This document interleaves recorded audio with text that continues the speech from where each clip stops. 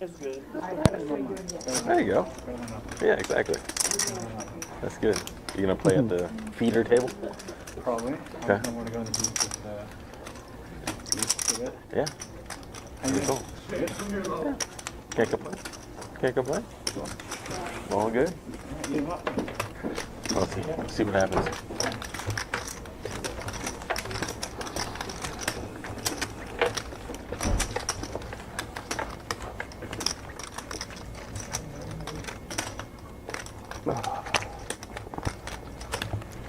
Hello and welcome to the Royal Card Club. My name is Lisa Piquel and I'll be bringing the action tonight along with some of our friends here at the Royal. We're a brand new stream here in Austin, Texas. doing bump outs and Tonight racehorse we've and got all that some shit? local players here to kick it off Just and bring straight, you a good time. straight home. Tonight's game is 1-3 no limit with a buy-in of $200 minimum and $1,000 max. Here's our lineup for tonight. Seat 1, Lucas Taza. He's Royal Card royalty. We'll get back to that First time I later. played it, this Troy stream Wright a in lot. seat Like 2. literally the first Darren time. Wagner in seat 3. Everybody went all in. And I'm We've like, got back-to-back Nicks in bomb pot or 4 is and it? No. 5. Oh, just the first Fisher hand. in seat 4. Nick And I- Flynn in seat And 5. on Then we've got that Tony sheet when they were like, Valentino. what's better, Texas or 7 Vegas poker? is I'm like, Dirty Texas is the Dan. fucking Wild West of 8 this shit. is John Michael Perez, a.k.a. JMP. This is like We're going to be bringing you yeah. all the action tonight. Freaking We're going good to hold. talk all No, things of course not. poker in Texas with our friends here at the Royal Card Club. Sit back and relax and T-Fun. enjoy the ride. Goes all in with this. 2 spades. Ready to go? You still remember it? Yes, I'm pissed. One more, Tony. Oh, that's right. My bad. Let's try 6. That's gonna get annoying. Fucking allergies kicking my ass today. I'm sorry? I'm muted every Gotcha. time I call.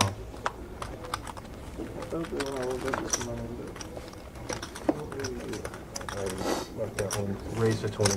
Man, let's see what we're Sorry, doing, it was going quick. I've got it. The button. Did you look? From seat 4. Did he look? Hold on, 6, call 7 and 8. You could stiff cards here. Yeah, you don't want to take them. Right? Ooh. Tony's got some jacks, 4s, and ace king. Here we go. Seat 4, bet 40. Oh my goodness. Top for Nick and set of 4s for Dirty Dan. You know he's going to get some value out of this. He just calls. Call. Hmm. 40. Dirty Dan raises to 140.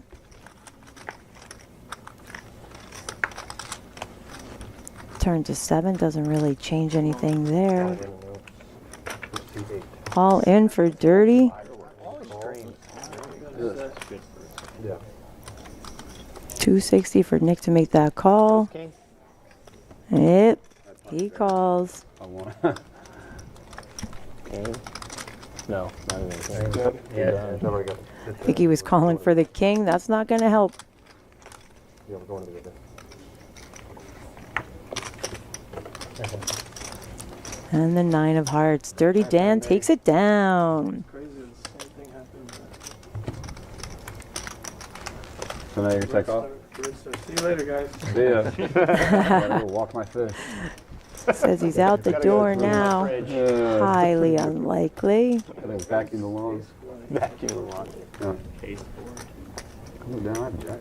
Those 4s, you don't see them coming. Nice when you make a set with that.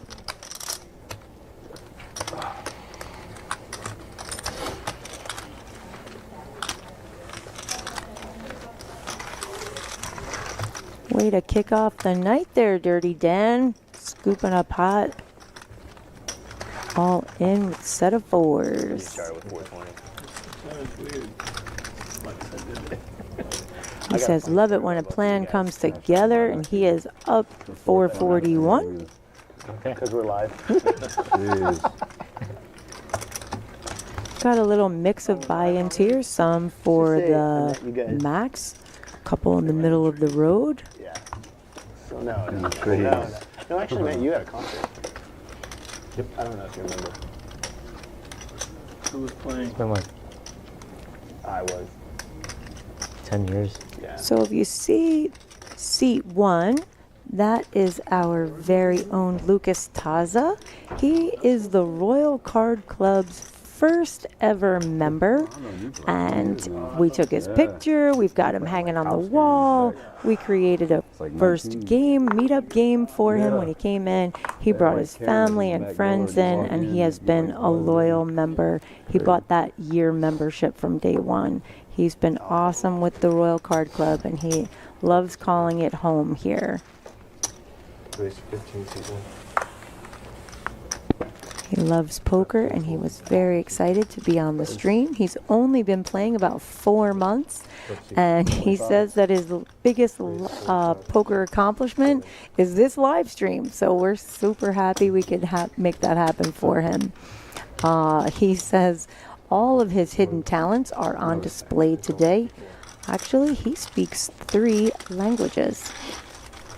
I know he likes to play golf. That's one of his favorite pastimes. Casper's dealing out some hands here. We've got ace, king, queen, jack, and Nick with a suited queen 6. He's got a pair and a gut shot. Sorry, straight draw and a gut shot. And club draw. I'm all sorts of mixed up here. To the turn.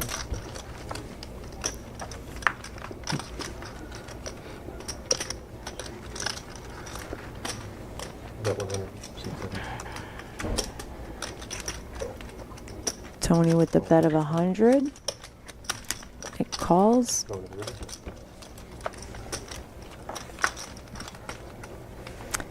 Tony hits that Is ace. there music here? Is it always just quiet in here? A little quiet.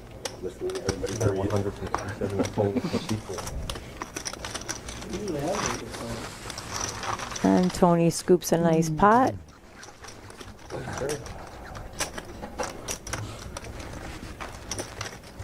I've been like, So that means you're nice. We're live at the Royal Card Club. Cold in it. years ago, or if I just got fat, or what, like, I can't breathe. Shit anymore. You run it off? I can't smell ever since I had it. Yeah, I can't, yeah. Like, I can, like, Yeah, you know what I mean? Like, not like I used to. Already? Yeah. Dang. How much was it? You owe me 20. I'll give you 10. 1 and 3 guys. I- Don't even scan this. Scan this. Card again.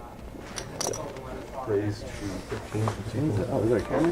Hold, hold, hold. No shit. All the way to seat 7. Ace, jack. Hold for tires and We got king 5, 14 to call, king 5 off. He gets rid of that. We've come a long way from playing in them houses. We got pocket cans. And JMP calls 13 with 4-6 suited. 20 years and 40 pounds ago. Yeah. We were Ooh, a little action flop here. check the sequel. 2 diamonds for JMP. He's got a flush draw. Whoa. And Lucas has the ace of diamonds. Bet 25, seat 9. Got a pair. Seat 1 call. To the river. Oh, that's a royal here at the Royal Card Club. I could not have even planned that. Well done, Casper. Seat 9. Bet 75, seat 1. I had it before that river. Well done, well done. He flops it, and Lucas just hits the royal at the Royal Card Club. Watch it back. Lucas is very happy to have had that hand, I'm sure. Get 2 diamonds? This sucked. Oh, they're bad ones. JMP's not happy. Not happy that he flops it. Happens sometimes Straddle. here at the Royal. There's a lot of diamonds that could have. Shuttle 6. We've got a straddle. you really fold. Straddle into the gun for 6. Or snap probably in have it, you know? It's like 50-50. Thank Raise you. 30, C3. One's for him. Yeah. You know which one to take? They're both the same. Thank you. What'd you guys get? C4 call. Fold Here you C6. Fold C7. They got the goods. We got a raise to 30 with ace 10, and we've got Raise a call for 30 with queen jack from Nick. Dirty Dan's gonna pump it up. He 3-bets to 75. Call for C3. Good call, guys.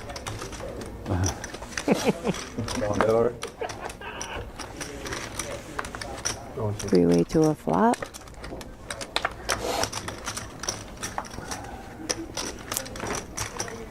Everybody's got some piece of that here. Oh, bro, this looks so good. Got 2 pair for Nick. Dirty Dan's got Bet 65. gut shot. He's got flush draw. D-Wags has gut shot. Training bowl. Good. Let you eat in peace. Like eye fucking your food. Nick bet 65 and they both call. You gonna finish that?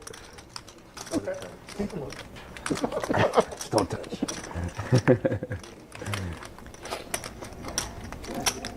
Pairs the board. I don't think Nick's too worried about anybody having a 7. He gets it in. 235 to Dan, to Dirty Dan.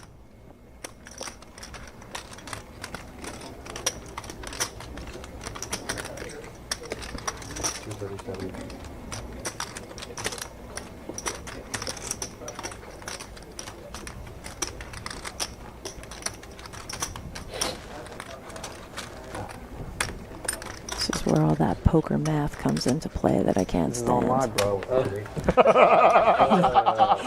He folds, everybody's busting his chops that we can see what he's doing. And Nick just takes it down. Crack my aces, right? Straddle What's that? 6. Crack my I love when they table talk. He says, cracks my aces. He knows we're all going to see it in 10 minutes, 15 minutes. You ain't folding aces? Come on now. I know that. Especially after that turn. I know that. I'm watching the stream. Aces. I'm just kidding. I'm just kidding. That joke in 2003 too. Just never changed. I was ready to jam that flop.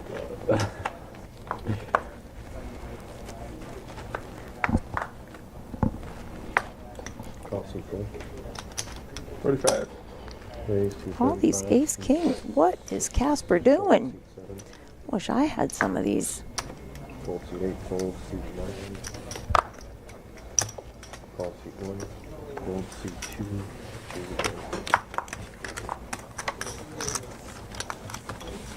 Getting there. All right, ace jack versus ace king. Heads up. This one.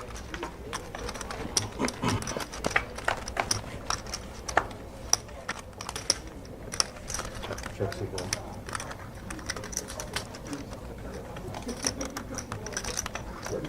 $35. C6.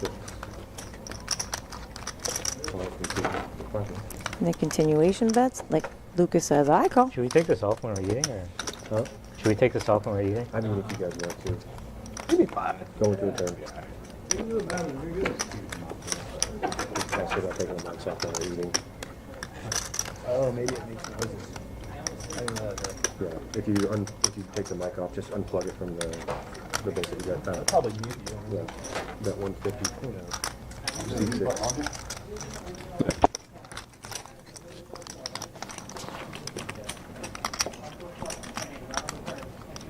What is that? How much is it? 150.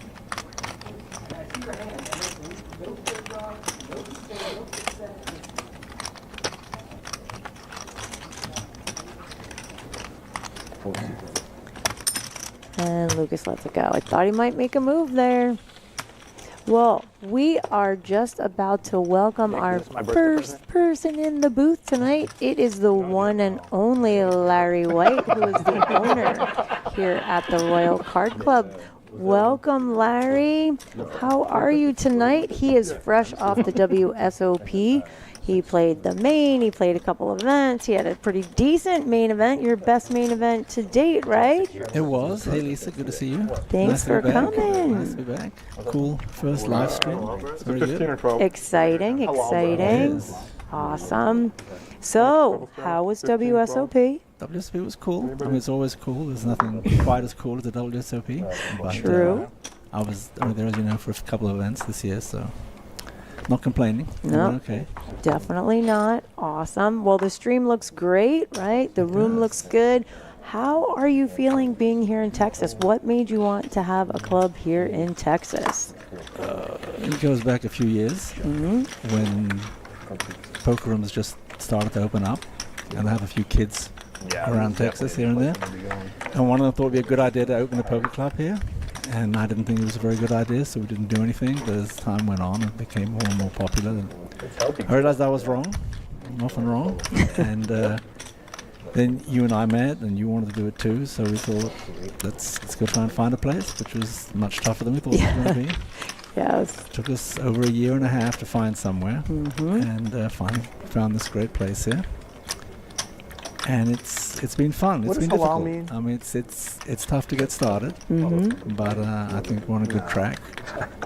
Hey, And pray over hopefully we're the going to build up from here. Yes, definitely. It's not as easy as we thought it was going to be. Not that we thought it was going to be easy, Right. but yes, it's had its challenges, but hopefully we are on our way with having more of these great players in the room and getting more events getting off the ground. So now that summer's over, get everybody in the room for games and some tournaments starting. We've got ladies' Lips weekend. coming. I know. It's very Yes. exciting. Very exciting. If you see on the back wall, those are all women who are in the Poker Hall of Fame, and they're highlighted on our back wall. We have I a don't lot see of your picture up there. I am not in the Poker Hall of Fame. I do, however, have a piece of history in the game, as you know. I am the first woman to win the World Series of Poker Circuit Ring in No Limit Hold'em back in the olden days at Showboat in Atlantic City. That was pretty exciting, definitely. These women have amazing accomplishments, and I'm happy to be a part of poker. We both love this game so much, and we want to grow this sport tremendously. And we want to Woo! grow the sport among women, Yes. which is one of our primary goals here. We're Right. loving that. Yeah, so happy to host Lips, and we have a whole weekend. We've got a meetup game that we're going to live stream, and cash game, and tournaments. I think we've got 3 tournaments that weekend. So ladies of Austin, San Antonio, all over Texas, everybody come on out. August 2nd through the 4th. We've got Lips Tour coming to make a stop here, and we'll have cash games. Men and women, come on out for those cash games. We've got lots of things happening. It'll be really exciting that weekend. So 2nd, 3rd, and 4th. Absolutely. Looking forward to it. Action's pretty good here. I was telling the audience about Lucas and becoming our first member. You and he have become very tight. Right. We've He's a met good with guy. his family, and he's a wonderful person here from the local area. Then they have to double it. Oh, wait, never mind. He's been really great. I'm not awake. Actually, we did a teaching table with his wife and mother-in-law and father-in-law. We are pushing that quite a We've bit. got more teaching tables coming, right? Yes. Is that Wednesdays and Sundays? Or Wednesdays and Sundays. Yep, absolutely. We're going to be doing teaching tables. I can't get over how many people here in Texas don't even know that you can play poker.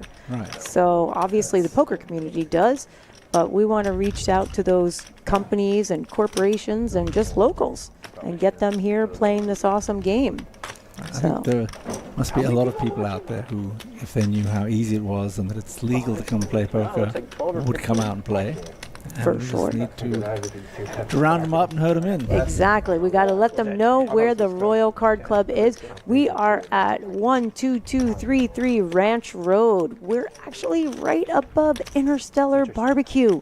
They've got a line out the door every day except Monday and Tuesday. So we have partnered with them to bring some food up here when our players are here. So it's a great place. Hopefully everyone will come out, learn some poker or play poker if you already know how. Oh, look at the VPIPs. Whoa, Nick, 71%. He's not afraid to get it in. Dirty high, Dan, pretty high. 57%. Some pretty high. Pretty high That sounds numbers like up your there. kind of game, Larry. Larry's got a pretty big VPIP for sure. Love it. Poker player, 27 Now let's see, who's our lowest? T300. Wait a minute, is that Tony? Has not played the hand. I don't know who T3. Maybe we're swapping out. Don't have that note yet. Mhm. Very exciting. Are you going to play some cash tonight there, Larry? I think so. Yeah, when we get a second table going, I'll Awesome. go get some going. We have some of our old staff members showed up here. Nice. Started Okay. the game, so we will. Get a game going. Everybody come on down to the Royal Card Club in Austin. Come play some cash with us. You've got the owner here. Take some money. Don't take too much, though. And you We can need get on it. the live stream if you come down and play in the other game and see Oh, on the live yeah. stream. You can go up there and get your Get your 5 minutes name of on the fame. list. Right. Absolutely. Get your face out there. Love it. You know, I find it funny, so I asked, we did a little bio on all of the players, and the common theme is that Texas poker is way better than Vegas poker.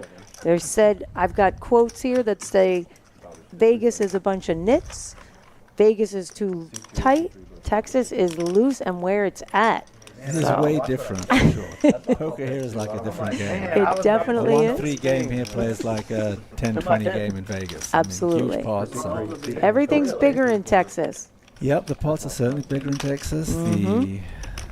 The gambling is probably bigger in Texas than you find in most of the Vegas games. Where did you get fired from, and what were the Well, one of the things here in Tipping with the Texas. dealers is much greater here in Texas. Yeah, we love that. We love our dealers being taken care of. Right. One of the things they do in Texas is bomb pots. And I did discuss that with a lot of the players, who likes it, who doesn't. Almost every single one of them loves bomb pots. And a bomb pot is just, you put chips in before you're even dealt cards. Everybody puts 20 bucks in, 10 bucks in, depending on the table. And then you do double board PLO. Are they doing bomb pots tonight on the live We stream? aren't, unfortunately. We were trying to do that. There was a little mechanical glitch with the table, so we'll have that moving forward. But normally, bomb pots are played at the dealer change, and it's just creates a ton of action. So we will bring that to you in future live streams. For sure. All right, Dirty Dan's still up on the top of our leaderboard. He's up 380. Tony's 221, and Nick is up 132.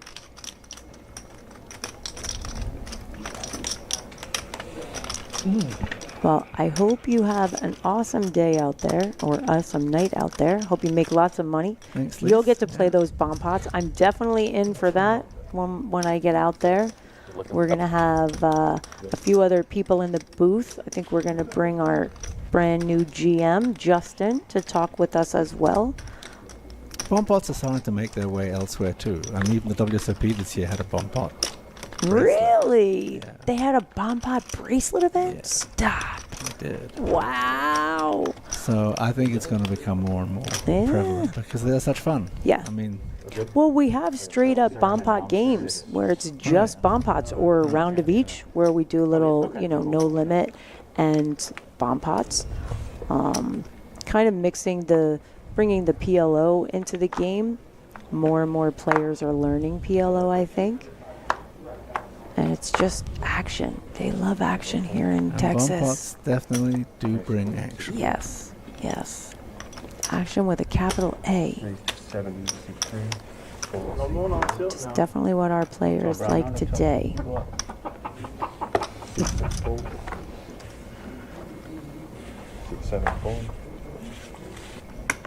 Oh, I totally thought Dirty Dan was going to raise with something like 2-4. I don't know if he was late or not. I know I had asked them all about their hands that they like to play. Oh, And really? we've I got, told you we've got 10-8 of spades, 9-10 suited, lots of 9-10 suited. Who doesn't like 9-10 suited? I mean, I'd rather have 6-8 suited or 3-5 suited more than 9-10 suited.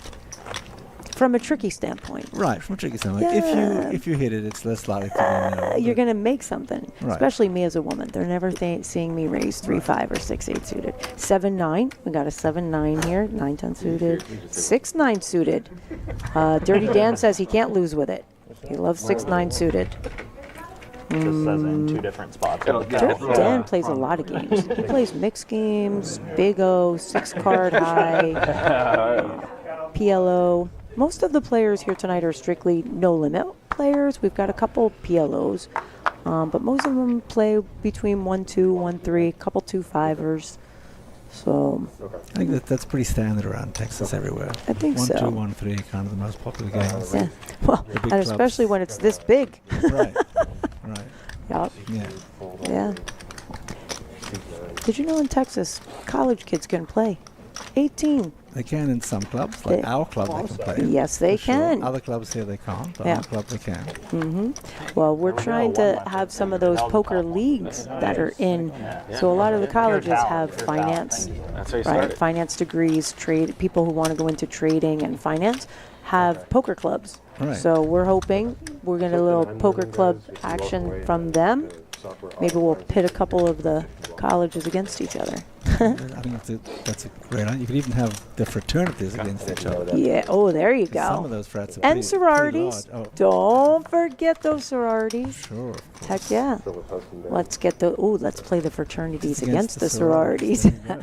There you Absolutely. There you go. Hey, listen. That would be fun. We'll put on any league together.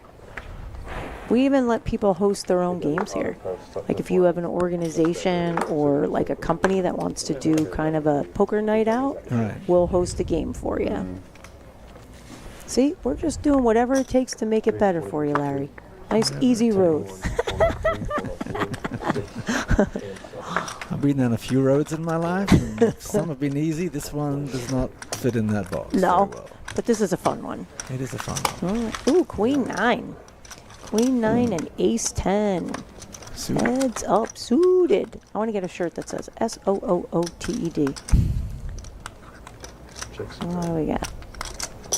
Bet 15. Hits his queen. Got a back door and top pair. Call see bet. 1 to 10. See, there's that PLO mind of yours, thinking backdoor clubs, because you're thinking It was a back door PLO. straight, too. Oh, wow. Yeah.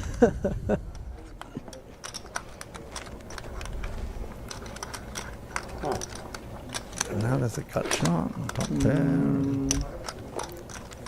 Call see bet. Top pair takes it. I'm gonna add 200. See 9 adding 200. Think 200. I think I heard an add 200. We had a pretty decent mix of Do it again. starting stacks. Some people were kind of middle of the road. Some people like to max it. What do you think when you play cash? I think it's always better to max it when you start. I mean, because if you hit it good, you want to get paid You off want as well full as you can. value? Gotcha. Right. So I'm pretty much on the side of maxing it. In this game, in much bigger games, maybe not so much. Okay. How about PLO though? A lot of people with PLO, they like to buy in shorter, get it doubled up, Right. especially with these bomb pots. Right. That's a little different. And it depends how confident you are with your PLO game. Yes. Which is not mine. Or your luck game. If you think you're a lucky player, just Luck get is it always in. good. Can't argue with luck. Call from 8. Nick raises ace 8. Tony calls 7-8 suited. Queen 4 for Dirty Dan. Queen 4 suited. Oh, look at this. Call from 2. Jack Deuce calls. You're a good man. You're a good man. And D-Wags just says, okay. Yeah, you had that ace. There we go. 2, 4, 6. Way to a flop. Got to feel confident about your hand there. You're cooked. Come on, put a jack or a 10. That is Nobody. certainly an Oh, interesting shot. JMP has straights. He has spades and the straight draw. Check C2. Top pair for T300, whoever that is. 5-4, not so much. Ace Pair with 7-8. Pair with 7-8. Dirty Dan. I was just going to say, is Dirty Dan going to backdoor diamonds? Oh, and Tony's got trip 8s now. And so's Nick, with a better kicker. Yes. This could be a bad ending coming up. Right. Let's see. I want to see what Dirty Dan does with his diamonds now. Oh, he's there.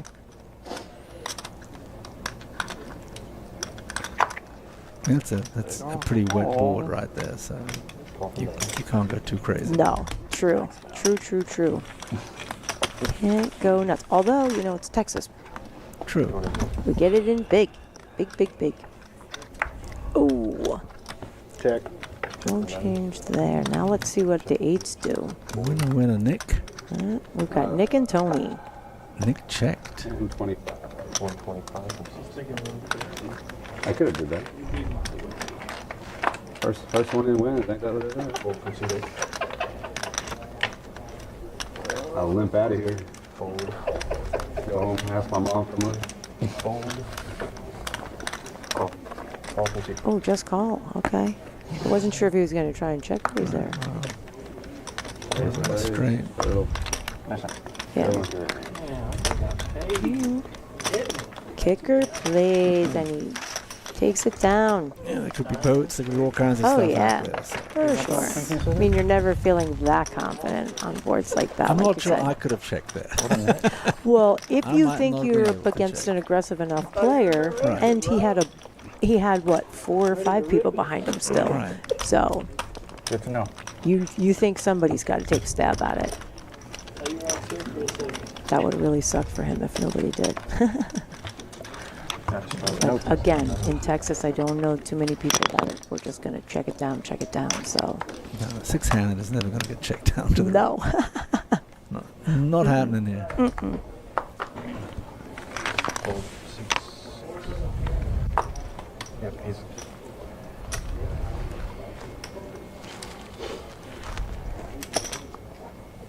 Yeah, fold on 6, call on 7, call for fold on 8, call on 9. Raise to 35, seat 1. Fold for seat 2. Lucas. Lucas is a big Skywalker fan.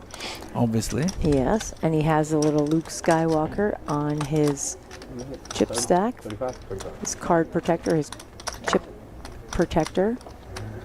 We had talked about I'm done with it. doing streams as characters, and he said he wanted Right, I to remember do that. Luke. Right. Yep. So we want to make him the biggest local celeb. 'Cause he is a wonderful person.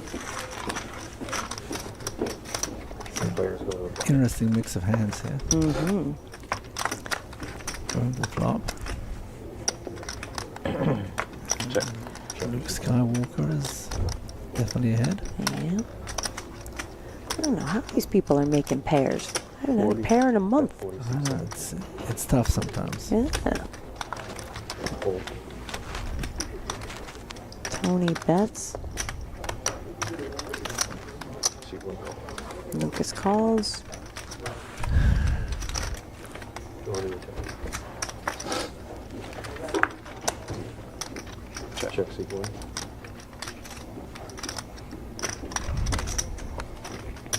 That's 60, seat 7. Tony's still firing. No time to raise. Check, check. No. I'm just calling. The 2 spades out there. I'm not Yeah, sure, that's what I was I'm thinking. not sure I'm doing that. Mm-hmm. He's got lucky. Wow, and he checked it again. 125. 125. If it works this time.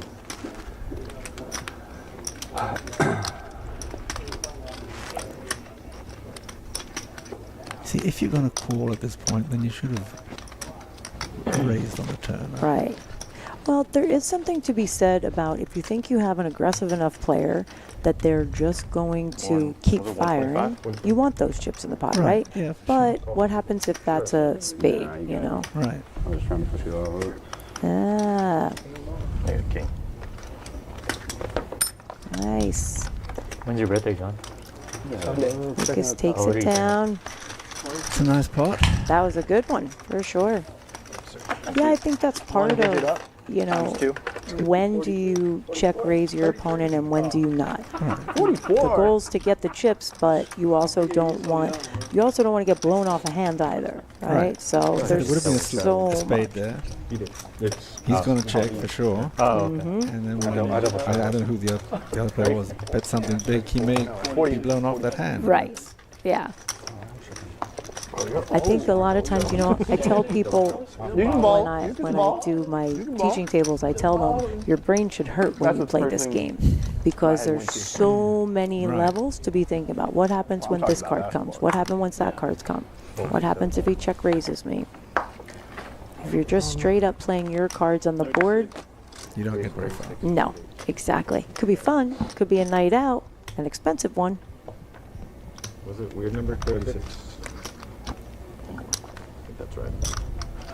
Math Policy isn't seat good. one. Lucas gonna likes help me to out play with this. pots. Dirty Dan with sixes raising. Yes. Can't see, can't do math. Raise C2. 141. So Troy is T300. Fold. Troy raises with a 7-8 suited. Yeah, I'm trying to get caught up on it. Dirty Dan's definitely going to call, I think. Luke, I'm not sure. 141.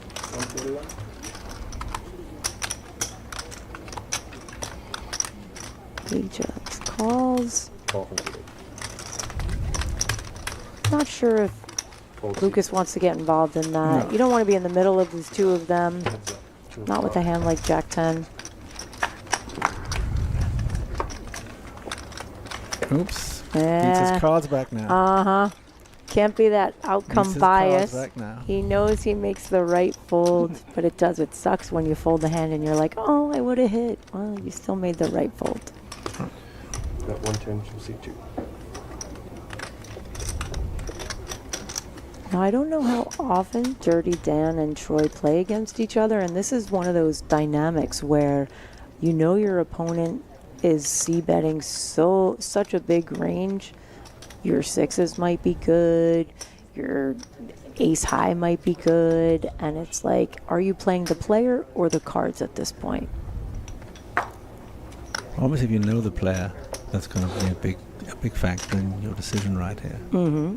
Because clearly there's nothing for him on that flop. But there's also reverse of that when you're playing the player. Right? Yeah. He just gets to take it down and wants to show the bluff.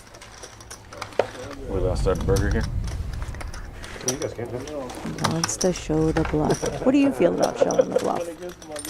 I don't do it normally. I mean, if I'm a long time at a table, like at the WSOP at the main, if I'm at the same table for a long time, then I might show it one time just to make them think a little bit. But normally, if I'm playing Yeah. Gotta find out real fast if you had a jack or a king. All right. I think if he has a jack or a king, he's not folding there. Look at this. I think it's good to know what your image is at the table and then play to that, and then you Right. can play around it, obviously. Mm-hmm. Fold C7. Fold. Well, and I think, too, that's another level of when these players play against each other.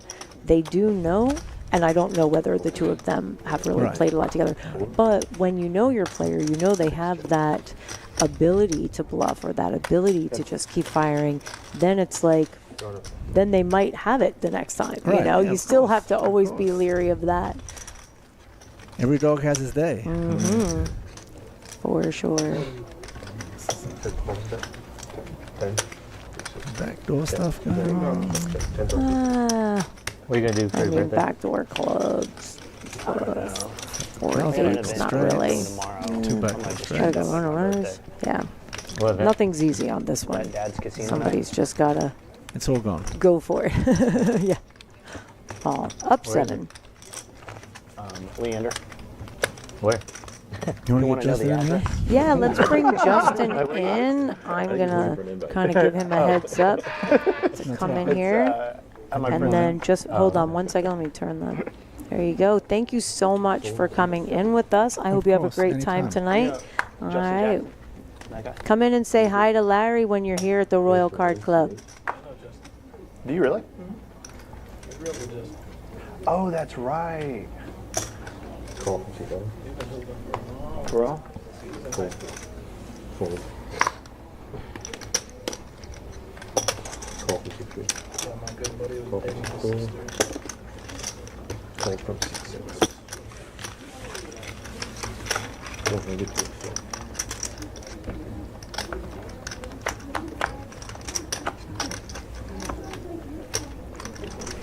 Check from seat 4. Bet 20 seat 8.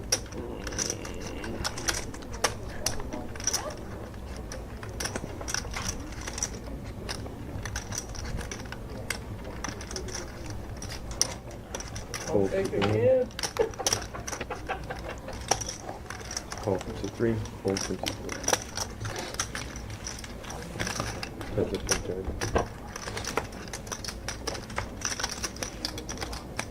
Check from seat 8. Bet 50, seat 3. Call from seat 8. Bet to the river. Check from seat 8. Bet 125, seat 3. You liar.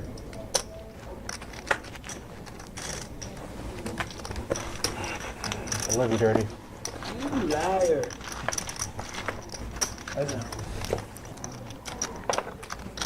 You in the store, Justin? No, he was a little bit over. Okay.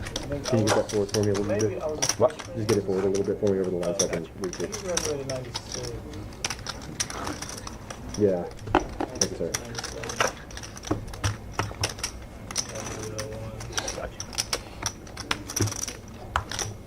Shadow 6. Well, we've got Justin Davis in the booth with us. Thank you so much. I'm happy that you're here. See that thing? Thanks for coming in. Justin is our new GM here at the Royal Card Club. We are excited.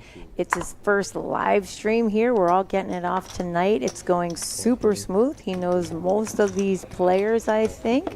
So welcome, welcome. Thank you Are you so much, having Lisa. a good time? I am. I'm glad to see so many people coming out and supporting us tonight and getting in on the action. Do know quite a few of these players. Play with them quite a bit, so it's good to see exactly the crap they play when now I get to see how they play. This is the good thing about live stream. They were just talking about, oh, well, you can see it in a little bit whether I have a jack or not. That's one of the things, Larry and I were talking about when you play against players that the dynamic there when there's a raise or a continuation bet, it's like, well, wait a minute, does this player really have that? And you know that he knows that you know, and it goes into all of these levels, and sometimes it just gets super crazy. But me, I just prefer to just click buttons and push and pray and see what happens on the river. Right, a little bit of finger crossing. Well, we did start talking about bomb pots, and how the action here in Texas, they just love to get it in, and these games are so much bigger than back home. Now, Justin and I have been friends for over 20 some odd years from back east. I didn't want to get dated tonight, but sure, that's fine. It's all right, they can't see us. But we've been in the game a long time. Yes. And I will say, I've heard all the things about Texas poker, and I just kept saying, nah, can't be. And I get out here, and it's, wow. Oh, these bomb pots are absolutely unreal. I mean, I came out here the first time I played a bomb pot. I was like, oh, this is great. This is just straight gambling. And then by about 3 months in, I'm calling my back. They're like, hey, we need to resend and re-up. Mm-hmm. This might not be such a great decision. Yeah, it's definitely a different dynamic. And Larry and I were talking about, how the WSOP this year had a bomb pot bracelet event. I did what not the know heck? that. I did not know that either. A Texas player had to win Absolutely. Absolutely. I love it, though. I think, the more games and opportunities and whatever we can bring into this sport that we both love so much is a good thing. I did tell the viewers before that we're not able to do the bomb pots tonight, but we will be doing them in future streams. Absolutely. For sure. We want everybody to see the carnage. Get it out there. Yes, definitely. But speaking of, tell me, how are you feeling back now that you're here at the Royal, taking on this role?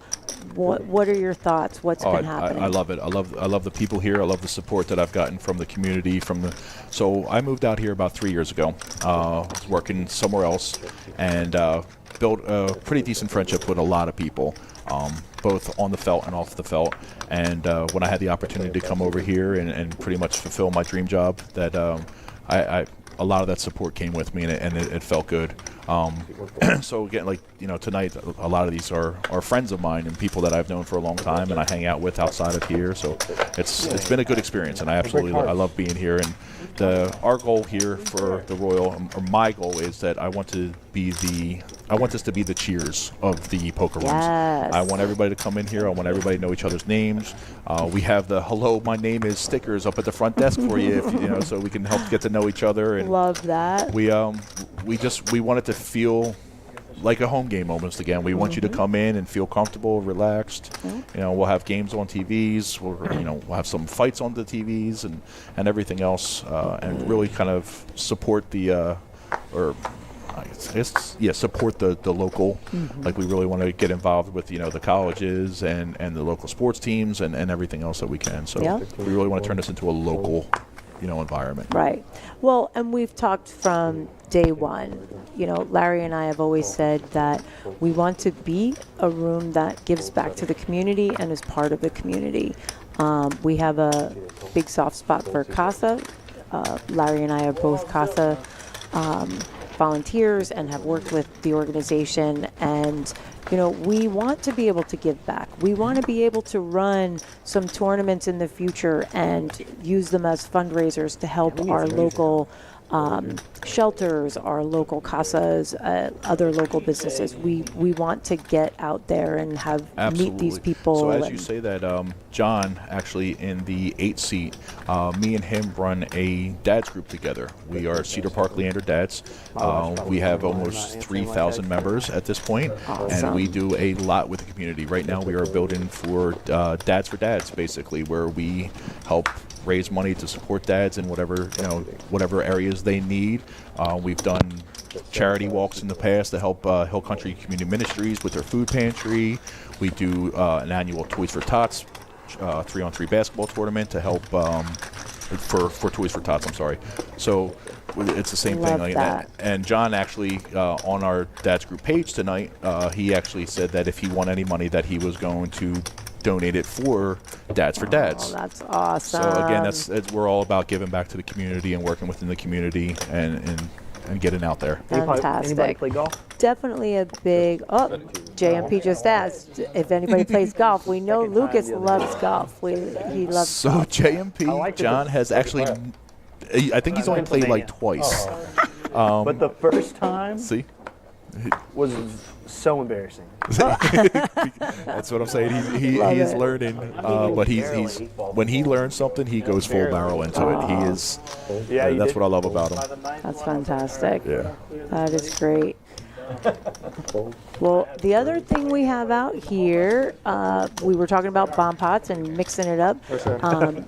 Justin has brought to the Royal a racehorse. So the racehorse, kind of walk them through how the racehorse is different than the bomb pot. So for our 1-2 games and even our 2-5 games, you can do a racehorse over a bomb pot on the dealer changes. So for that, it would be $5 increments from either $5 to $25 on the 1-2, and I believe it said 15 to 50. I believe it was 15 to 50 on the 2-5 game that you can do a racehorse, and it gives it again is a single board, PLO. You deal out everybody, and then you just randomly flip over. Each person will flip over a card. The next person has to beat the person's card in front of them, and so on until the entire table. And then whoever happens to win Back home, we used to, when I say back home, back in New Jersey and Philly, we used to call them flips.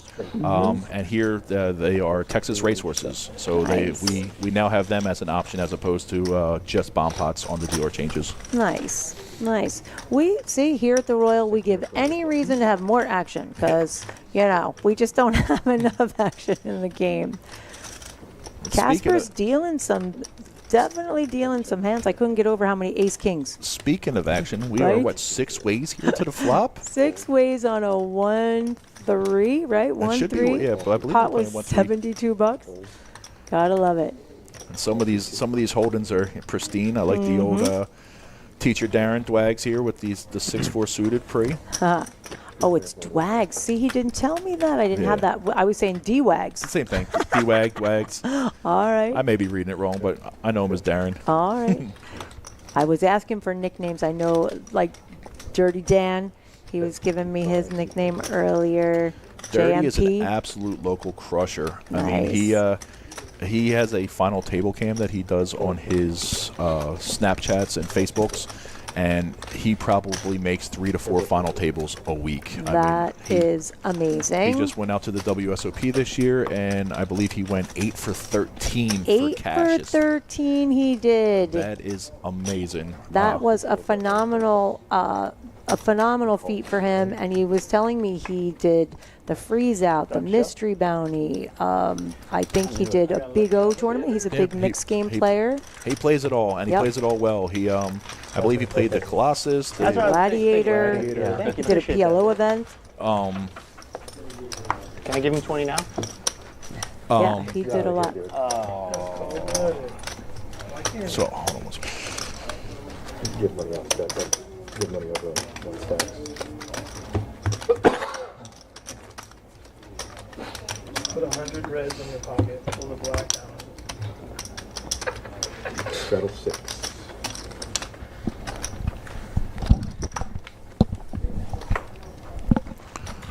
Sorry, I lost my train of thought there. We were talking about Easy to do when we're talking action, right? Yeah, action. I'm watching these hands. Things that Dirty Dan is playing. Yeah. Look at this. This is what I'm talking about. Casper has dealt more ace kings in, I don't know, half hour or so. Well, I mean, we and they've even made some. That's what we actually found him in a back parking lot somewhere, and I said, "Hey, we have a job offer," and he jumped right on it, and he seems to be filling in pretty well. Listen, I liked him. He told me, so I was asking him to fill out one of those player bio kind of things, just so I could talk a little bit about him. And one of the questions we ask is, "What's your favorite hand and why?" His favorite hand was 6-4, and I said, "Oh, why is that?" He says, "Because I play bad." I love it. An honest poker player is a beautiful thing. I love that somebody can actually admit that they play bad. He's actually a very good pool player too, believe it or not. I've known Casper for a little while. I've met him playing pool, and he's worked in a couple of the card rooms around the area, and so when I had the opportunity to see if I can bring him on staff, and nice. It was a great deal for all of us. Awesome. So. Yes, he's doing a great job tonight. He did say when he's not crushing at the poker table that he likes to play pool. Love that. Now, he's another one. I think they all said, Vegas is tighter. Oh, yeah. Way more conservative. There's no way. But you know what's funny? My friend Maureen says the same thing about Europeans. She's from Europe. Oh, yeah. And she says the Europeans play way looser than the Americans. She says she gets to Vegas and she's like, where's all the action? In the meantime here, John's sniffing out a good possible bluff here from Dirty, calling with the ace high on the turn. When Dirty's looking to go, he was looking to go runner. See if John can sniff it out. If I know John, those are going right in the buck. And there they go. That was a good play by Dirty. And you know what? I even said that before. Dirty on his seat says, on his sheet, when we ask what his favorite hand is, he says 6-9 because I can't lose. He says he literally wrote down because I never lose with it. There it is. There, proof. As far as we know, as far as I've seen so far tonight, he's 1 for 1. He's 100%. There it is. He's 100% accurate. The first poker player to usually be accurate with his stats. So Nick looked like he's taking a little bit of a beating. John's doing okay. Basically, we're standing right at the Mason-Dixon line. Yeah. We've got back-to-back Nicks, and I see we've got Nicholas up on one. So that's Nicholas Fisher, right? Or Yeah, I Nick believe Wynn is Nick Nick. Wynn is seat 4, and Nicholas Fisher is seat 5. So Nick Wynn is winning. Yes. No, I don't think he is. Well, I think he's with the- winning compared to the Yeah. Nicholas Fisher. At this point, I'm just full.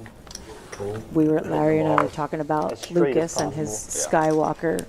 Well, Yeah. he always brings that on his chip stack. He loves it. It's hard to get into. Listen, if that's what he Hard to needs, get and good at. a little bit of the force gets him through the hand, then even better. He loves it. Definitely loves to play. Absolutely. Happy that he's here. He is our regular Friday night guy. He's here exactly at 5:30. Stays through, and we try to get as many games around him as we can. For sure. I'm surprised Rick isn't here. Rick is another one of our regulars. I believe it's Lucas's brother-in-law. We miss him tonight. I think his fiance or wife or girlfriend. It's a girlfriend. Okay. Girlfriend. I believe that she just had a very important test for her career and was able to pass it. So they're probably out celebrating. Oh, so nice. Congratulations to Love Rick. that. Congratulations. Yes, she's been studying her butt off for weeks, and that's awesome. We love to celebrate our locals and our regulars. There's another player who's not here tonight, a friend of mine, Seth Green, who is playing, is studying for the bar. Nice. And so once he passes that, I might need him as a secondary lawyer, and then but he'll be here playing much more often too. So Awesome, yeah. good luck to him, and everything works out. He was in here. I remember meeting him the other night. Good luck, Seth. Well, you're We supposed need to you to play. pass the bar. You never know. We might Not need you 5'8". here. 10-7. Who folded 10-7? I was That's my just going to favorite. say, what the heck? That is my favorite hand. Don't I you know ever you're fold not that? folding it. No, I'm not Absolutely. folding most of them, honestly. Exactly. Keep the. All red. Oh, okay. D-Wag's got some spades here. Fold on 4. Call. Fours. Did you see the fours before? It's set for Dirty Den. No, I did Flop not. is set against top. I've been out there fielding calls and doing everything we can. We're Working. See? Hey, listen, Justin's working hard here. Anybody that's out here watching right now, come on down. We're going to get a must-move table going. Seats open up. We can put you right on the live stream, and Absolutely. this way like Lucas said, his grandmother from Germany's watching him right now. So if you have family from across the world, you can I love that. let them show how bad you guys play poker. I love that. Oh, look, all the red. Two Dirty. pair, heart draw. Not a Dirty. Nicholas miss. Yeah, Dirty's not going anywhere. No. Larry and I were talking about, the check raises. I was a little surprised before on some of them. I thought these guys would be a little more aggressive, but on those check raises, you have to be super careful, especially we had a really wet board before. Yeah. And it's like you want to check raise your draw sometimes, but not when you know you're not going to get them to fold sometimes. That's the joy of this game. I mean, to some people, GTO is the way to play, and for others, it's an old car. Yeah, definitely not a fan of all the math. I suck at math. The infamous dirty laugh. Yeah, one time to show you the nuts. Well, almost the nuts. Nice hand. Oh my. Oh, somebody has out. Didn't learn their mic check yet. We'll have to fix that for next one. Look over there in like 20 minutes. We have a good group of characters here. D-Wags is a local teacher, so he gives back a lot to the kids. He loves spending his time down the shore. I know that. So to get him out here during the summer is I'm used to calling it the shore. I know what I'm talking about. But yes. So to anybody that's not from the East Coast, the shore is the beach. Yes. So I know Darren likes to spend a lot of time down in Port A, and spends most of his summers out there. Nice. Okay. Yes, I have not been able to do too much. I was at the Lake Travis. Okay. Was out there, brought my daughter up to the Oasis, was a restaurant. Oasis, overlooked. amazing Beautiful, views, absolutely food. gorgeous. We'll just stick with the amazing views. We'll stick with that Listen, much. Michaela kept saying that food was terrible, drinks were terrible. Lexi and I said, well, we're not going to listen to that. We went, we had a great meal. Oh, it's amazing. I don't know what y'all were ordering, but you know, in Texas, there is a lot of people that are very adamant about their tacos and their barbecue. Oh, yeah, absolutely. See, I'm not good enough to know. It's the same as the same as back east, where pizza and cheesesteaks for me, and so around here everybody has their barbecue preference, and I like a lot of them. I'll tell you this much: Lazy G's makes an amazing brisket burger and really good brisket. Awesome. Also, his barbecued mushrooms might be try one. them. Oh, it's amazing. I need them. He's over there at the Good Lot in Cedar Park. So I mean, if anybody gets a chance to get out that way, Lazy G's barbecue is really good. I definitely need some fried mushrooms. Yes, barbecued mushrooms. Barbecue. Well, they're fried though too, aren't they? I don't think they're fried. Oh, listen, Lazy G's, we need to fry them. 'Cause I like anything fried. Garrett, if you're out there watching tonight, fry your mushrooms. Barbecue mushrooms. Love it. Let's see, Ace 5 and 10 Jack. Tony taking another one. He's happy. Now, Tony was telling me he and Dirty Dan used to play a lot together back in the day. That's what I heard them speaking earlier. I actually haven't met Tony. He was brought in. I guess he saw our advertisements through our stream, and Nice. I mean, so on our Facebook we post our daily events. We also have a Telegram chat. Yes. So one of the things we do with Telegram is it's a channel, not a chat, which allows us to go ahead and reach out to a mass amount of people. But since it's a channel, nobody can know who else is in the chat. Right. It's not like those old school annoying game texts that you would get. And so we send out an announcement. And nobody else gets your phone number. Yeah, nobody gets your phone number. Everything's secure. So we send out one, maybe 2 messages a day, basically just telling you what the game is going to be tonight, or what promotions we're running, or Exactly. Also we don't allow anybody else to respond on the channel. So this way you're not going to have a whole bunch of people like, oh, I beat you in that hand last week, and Right. next thing you know your phone's going crazy all day Yeah, long, because nobody likes that. That's the reason why everybody mutes the game texts. So we created a Telegram channel, and it's posted on all of our social media. So if anybody out there wants to join the Telegram channel and get our daily updates, please feel free. Absolutely. Get on all of our social media. We've got all kinds of content. Like we said earlier, we've got this Lips weekend coming up Lips for with the I am ladies. so and excited for Lips. same. It is going to It's be gonna an be amazing awesome. event. Yep. We are having Lupe's excited. All the ladies coming. Lupe was telling me she's got people coming from Seattle, flying in yeah, from absolutely. Seattle. I'm hoping they're flying in from all over. coast to coast, from New Yep. York, Chicago, Seattle. We're All of our excited. Texas, hometown Texas ladies. And them ladies like to play cash, so we want the men here too. We need those cash games going. We all want to play. Absolutely. So hopefully it'll be a very big weekend. Looking forward to it. That's August 2nd, 3rd, and 4th. And also, so you can follow us on Instagram, Facebook. I think we have a TikTok, Twitter. Our website is the Royal Card Club.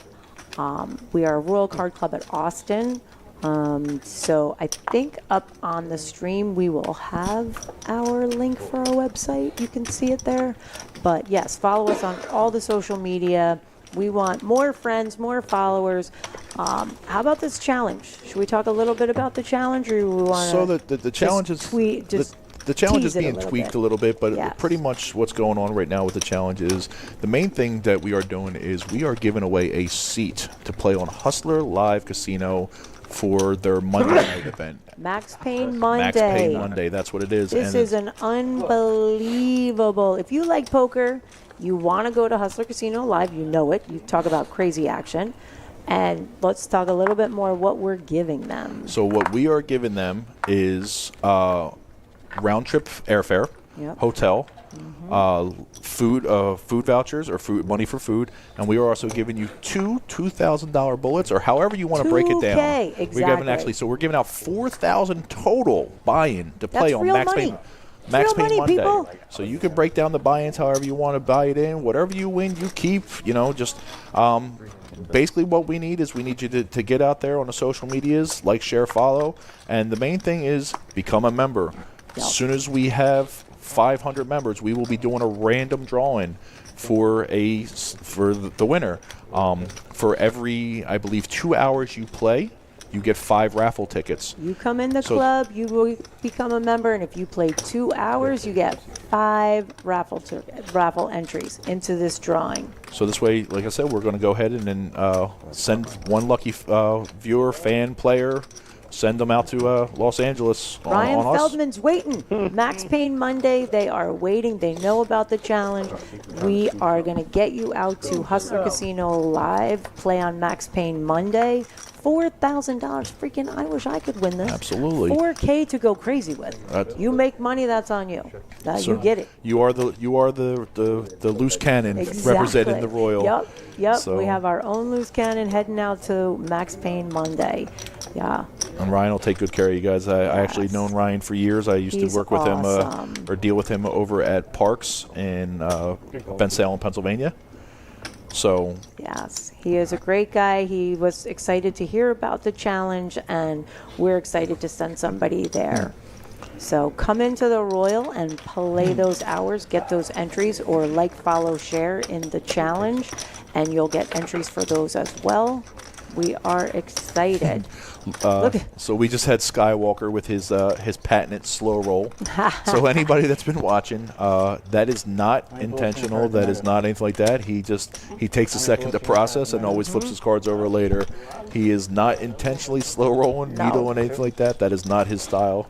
I told everyone he's only 4 months into playing this game. Yes. He is still new, still reading boards, and so it is definitely not intentional. A little slower than normal, but we've come accustomed to the patented Skywalker slow roll. Yeah. Some other people aren't quite there yet. It's like, wait a minute, what are you doing? He's so great. There's just too much value. Well, I like how they do it. Like they have the flights during the week, so you don't have to commit on a Saturday and play a Monday. So what do they do? They just play down to a certain percentage, I guess, and that's how. 12% gets paid, 5% was on. I did too. It depends up to what.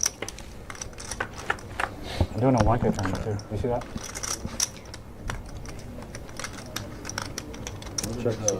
That Art of Poker one was like 150,000 prize pool, right? Can't wait to start getting our YouTube followers and see what's going to be chit-chatted about in chat. Maybe we'll get lots of subscribers once this goes. We hope this is going to become a regular thing for everyone. Absolutely, we will. We'll get people out here to play on it. Did you tell them about our next stream? We did. Well, I discussed having the Lips tour, the meetup game for Lips. Absolutely, we're going to be doing the cash game live stream on that, and also the live stream final table is happening on that Sunday. Absolutely. Friday will be the meetup game where we're going to do the live stream. Is that going to be a 1-2, 1-3? What do we decide I don't for think that? we've discussed yet. It's probably going to be a 1-3. Okay. Probably do the same thing, 200 to 1,000 max. We're not going to match the stack, I think we're going to have some bomb pots on that one. Oh yes, we'll have that ready for it. These ladies are excited to come in for the bomb pots. I will tell you that. Yep. So what's going to happen is we're going to do the live stream cash game on Friday, and then on Sunday, like you said, will be the final table of the Lips main event. So with Lips coming out, that is our first Essential Bake tournament series. Yes, very excited we will to be have going it. into, from there, we will be going into having a Dad's Group tournament, which will be our first in-house tournament. Nice. Which will be on August 17th. Awesome.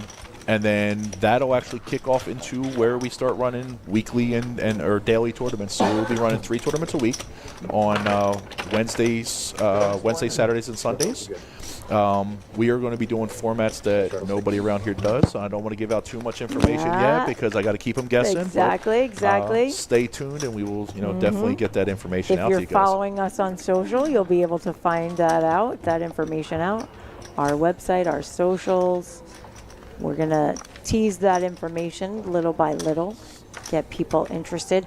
And also, we were talking earlier with Larry about, getting into these areas where people don't realize, I can't get over. I was on a plane with a woman who has lived here her entire life and thought it was illegal, that you can't play in a membership club. I said, no. So we have people that don't know that you can play, that it's not around here, and just trying, like people that pass by and don't know that we're here. I'm like, wait a minute, we're on the top floor. How do you not see us? Absolutely. So we are here on Ranch Road, 12233, Ranch Road 620 North, up on the top. And we were talking earlier about doing the teaching tables Wednesdays and Sundays, but we're also going to do specific events for people if they want to bring a group in. Oh, absolutely. So we have two group events that we're looking to do. One is you can host your own game. Come in, you bring your friends, and then we take care of the host. The host will actually be free time, halftime for all your guests. We'll provide a dinner and drinks and everything else. And when I say drinks, beer, seltzer, soda, water. You have to provide your own hard alcohol. It is a BYOB. It is a BYOB. You can leave it here for sure. And then so we are doing Bring Your Home Game to Us, where we run those specials. And then we also run the Let's Learn How to Play Poker, essentially. So we will run an entire private teaching table where we can teach you the basics of playing poker, the etiquette of playing poker, and then we can host a little tournament afterwards or a little cash game afterwards, and whatever you want to basically kick it off and put your skills to the test and put your new knowledge to the test. Exactly. And this way, when we do something like the teaching table, and if we run a cash game after, like we did with Lucas's family, we kind of ran a smaller cash game, and I coached them after the hand. Yes. I said, listen, I'm not going to coach you during the hand, but at least we can talk through. Yeah. Because still, when you're learning, a lot of people still don't know the hand rankings. You forget. We've been in this game a long time. Yeah. You and I have been in this game for more than 20 years. You forget what it's like when you're a beginner, and that people do think that if I have 2 hearts in my hand and there's 2 hearts on the board, I have a pair. Somebody told me that. I said, what? They're like, well, I have a pair. I'm like, no. You need 5 of a suit. So it's like, or the straight. They'll think that you can go Jack, Queen, King, Ace, Deuce. They think it wraps around.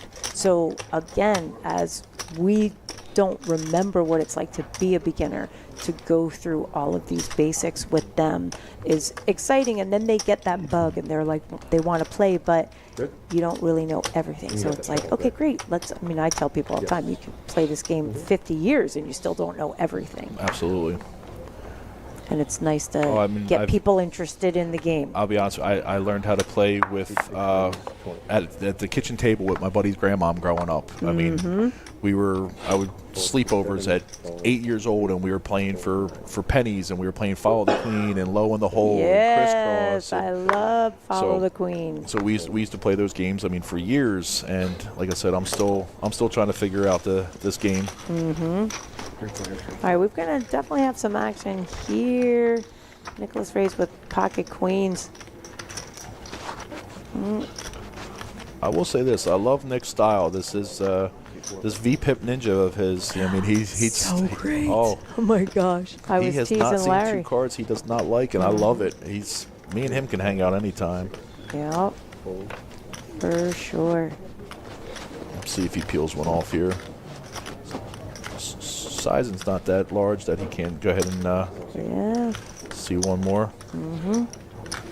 The old 4 at diamonds would be a fun one. I was just going to say, if a diamond comes, we're going to see some more fireworks. All right, he's got a gut shot.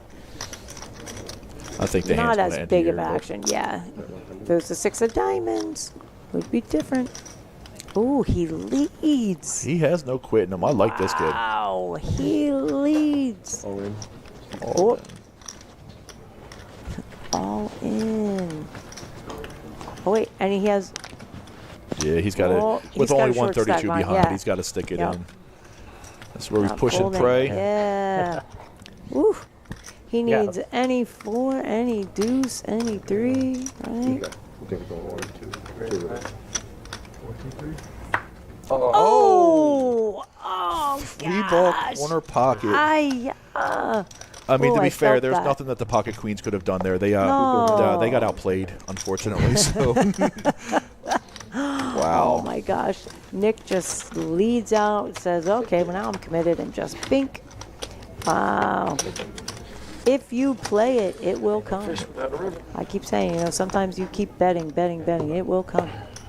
Or, like I like to do, shout really loudly for it. Yeah. Beg the dealer. Oh, I was at it was an event at Borgata. It was a bounty tournament. I was on the final table, and I stood up out of nowhere and just screamed, "Yes!" And everybody turned and looked at me. I go, "I'm just practicing. It's okay." And sure enough, I ended up shipping it, so it worked out. Love it. See, I feel like as women, we don't really get to do the yes or ship it. You can't say ship the sugar, all that kind of stuff. As a woman, it just doesn't play the same way a man does. So if anybody here That's me is personally, from I'm East just saying. Coast, anybody happen to be watching from the East Coast, the infamous Snake. Do you remember Snake? Oh, yeah. The old ship it a snake. Ship it. Ship it. Yeah. You could hear that through a poker room just about anywhere you were in Atlantic City, especially at the Taj. Taj Mahal was where dreams were made and broken. Yes. Rounders made Taj. If you didn't already know the Taj as a poker player, anybody that watched that movie, because I think we all pretty much say that that's the best poker movie. Love Rounders. Let's see here. Deuce 3 King. Rainbow. Nicholas is just unfortunately he lost with the queens, but he's kind of a card rack right now. Like queens and then aces. And Right. he had, I believe you had the king 9 earlier and filled up. I do think that was him. No. Definitely had some action hands. Not as crazy as I thought it was going to be. I thought we would see a lot more 7-3s. We didn't tell them to play the 7-deuce game. No, we really didn't get into too many of the prop games that we do allow here tonight. I think we were just kind of keeping it tame tonight, but they're more than welcome to jump in and play any of the games they want.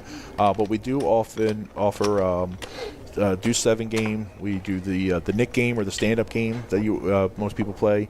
Higher limit games, they can play what's called Baccarat. So no, it's not the regular Baccarat. If any officials are watching or listening, We don't do that. No. But it's another prop game. Red blacks. So anything that they can do to kind of get in on the action. They like those side bets. Oh, they do. I mean, I've seen some crazy side bets in my day, where fold and holds for $10,000 each. Oh my goodness. Go from the rocks. Maybe that's like a plane. Being 7 high. Lord have mercy. Lord of mercy. So I can't wait for them to all see the stream when they see which hands. That's always fun. We got them ordering from our lovely Live at the Royal girls. We have Shay and Patty back there helping the gentlemen with their drinks and chips and everything else. Yes, we have snacks here at the Royal. We always have candy because, I am a candy gal. But we've got candy and chips and crackers. And didn't you have... we had some more stuff coming in today. Oh, they've got some, what's over there? Beer. Yeah, Yes, beer. We have the beer, girls seltzer, are giving soda, the wine. beer. like I said. Yep. So we need to get the game going a little bit. Maybe we should get some run some shots out there soon. There you go. That's my favorite. I like my peanut butter and jelly shots, Screwball peanut butter whiskey and Chambord. Anybody who likes to do shots, that's my go-to. It's not the easiest to find. There we go. Nick's in the action again. He's Shocker. limping the button with the old ace deuce. My man. Who's the Deep in straddle? Where are we at with the straddle? Jam. It looks like dirty.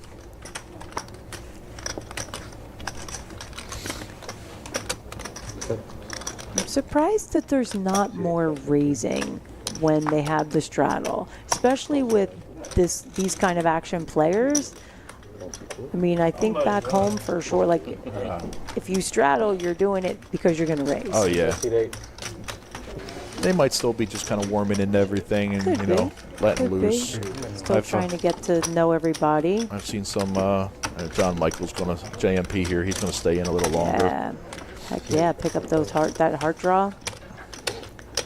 Would have And liked to a see. pair. I I didn't would even realize he has a pair. have actually liked to see a raise here from him. Right? That's what I'm talking about. We really have not seen the raises on these kind of hands because if a flush comes, he's not making a lot. Even better.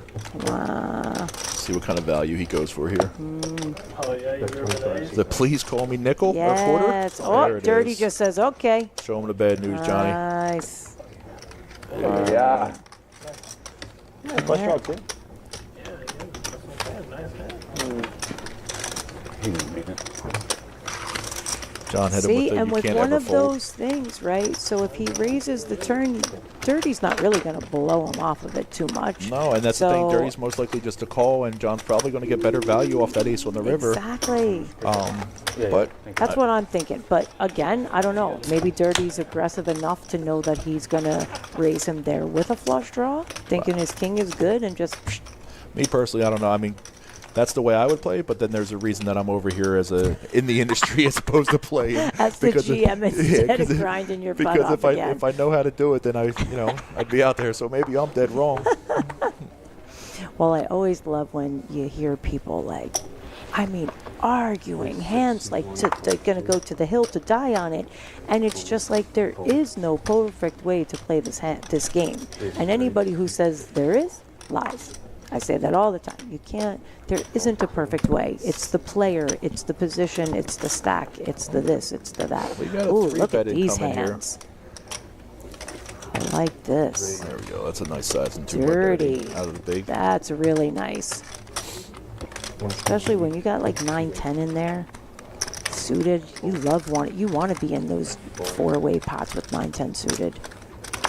Again, me personally, I would probably 3-bet 9-10 suited there out of the small blind as opposed to a flat out of position. But Yeah. again, I love pumping money into pots for no reason sometimes. So Yeah.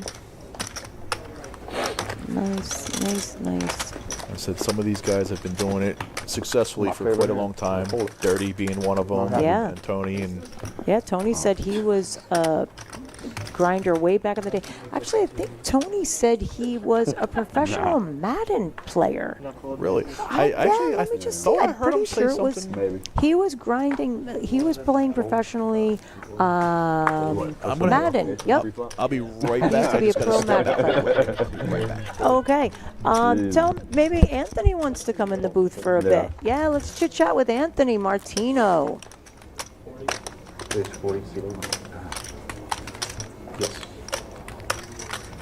Then the raise 40 on seating. Gonna bring some Full seat line. Anthony Martino in here. He actually has his own YouTube channel. He's kind of a local celeb. Look at my stack. I'm real good, huh?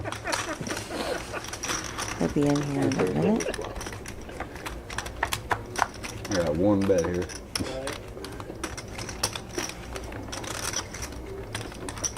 Bet 52.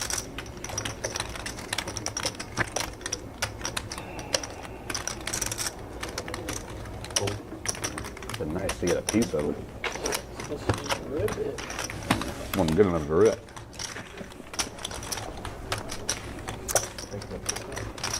I'm just going to take this time while we wait for Anthony to pop in just to shout out to all my local, back home actually, my poker girls back home. I've got a group of them I've been very blessed with from the New York, New Jersey, PA area, and super grateful for them and meeting them in this game that I love. I know some of them are listening. Shout out to Chrissy Bicknell for almost making history. She's an absolute crusher. She just finished the main event in 13th. She is a good friend of mine, and I was so incredibly happy for her. She was an amazing beast on the table. And 13th, nothing to cry about, $600,000. And just congrats to you, my friend. I'm so incredibly happy for you and proud of you. You are an inspiration to women everywhere in this sport. Anthony Martino, hello. Welcome how are to you, the Lisa? booth. How are you? Thank you. I'm doing great. We I'm are glad so to be here. excited you're here. Thank you so much for coming. I was just saying you have your own poker YouTube channel. Yes. Right? Poker Jesus. With 2 E's and a Z. Yeah, 2 E's and a Z. Sounds like a dance to me there.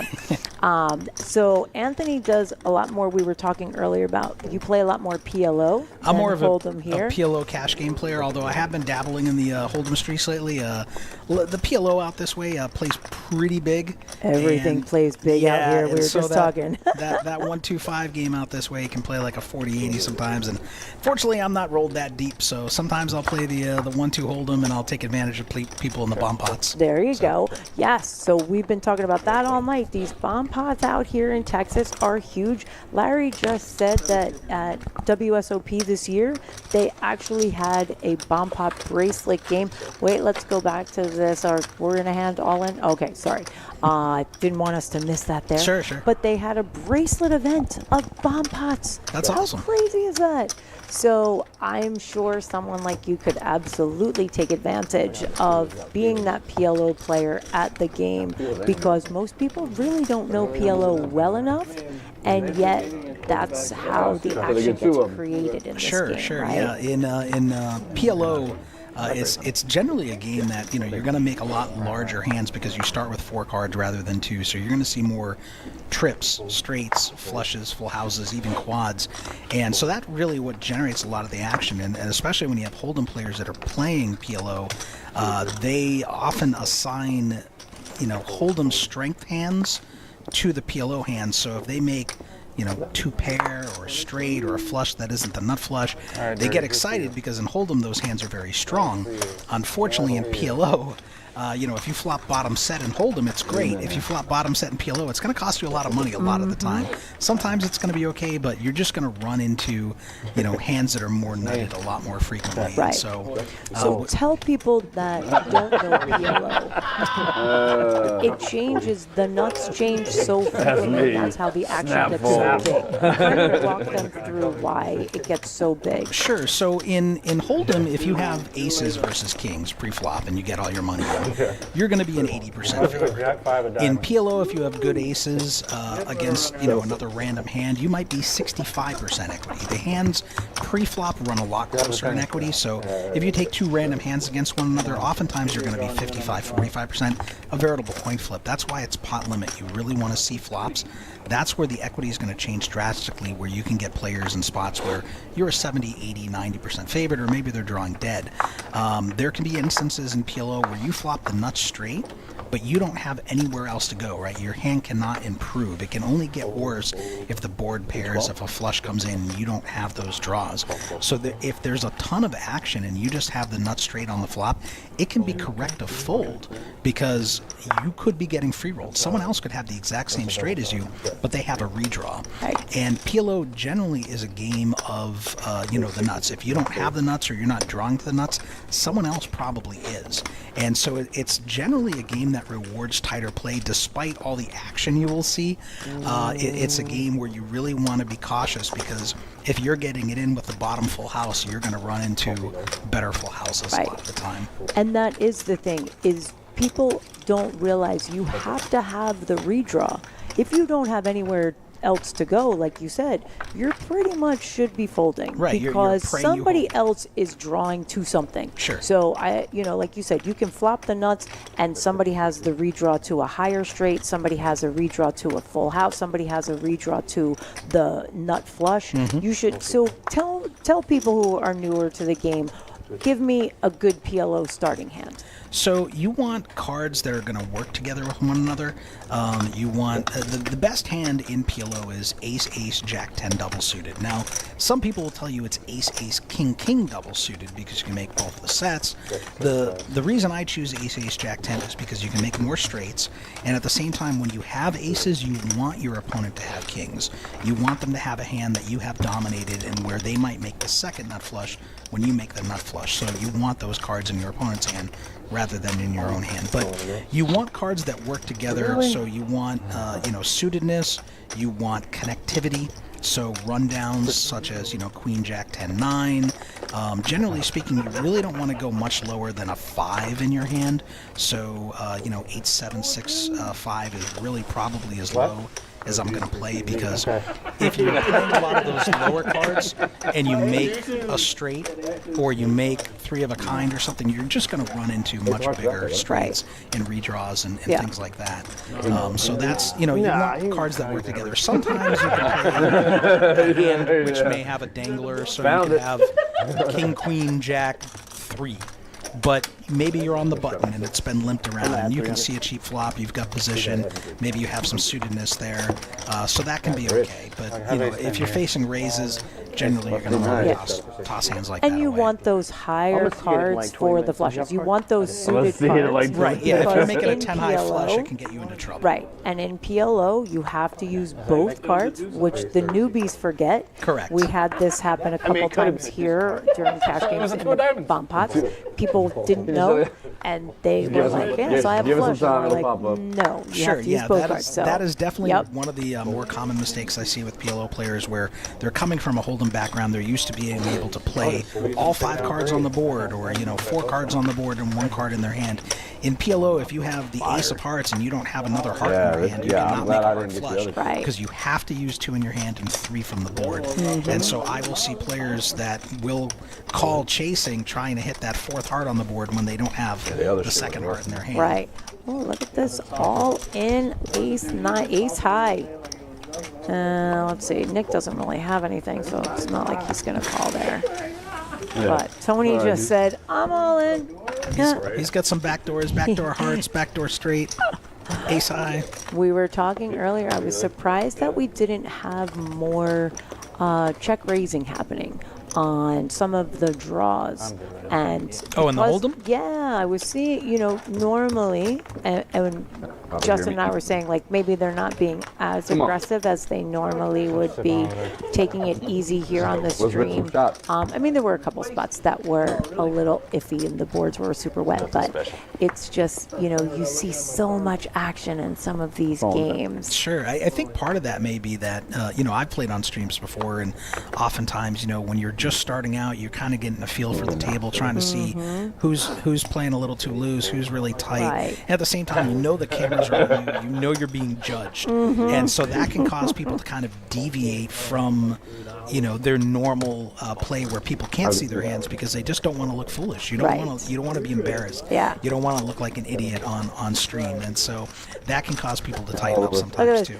Dirty Dan just snap calls the raise. He just called the line with 3-6. He gets in, and now we're going to 4-5 way. This reminds Kings me of, is hating life right now. Well, I lost with Kings against 4-3 yesterday. Yes. So I With understand. this flop, it would have been. And Dirty picks up a gut shot here. Of course. Needs a 4. My goodness gracious. Nick does have the gut shot to Broadway, to the wheel, and he does have the ace of hearts as well.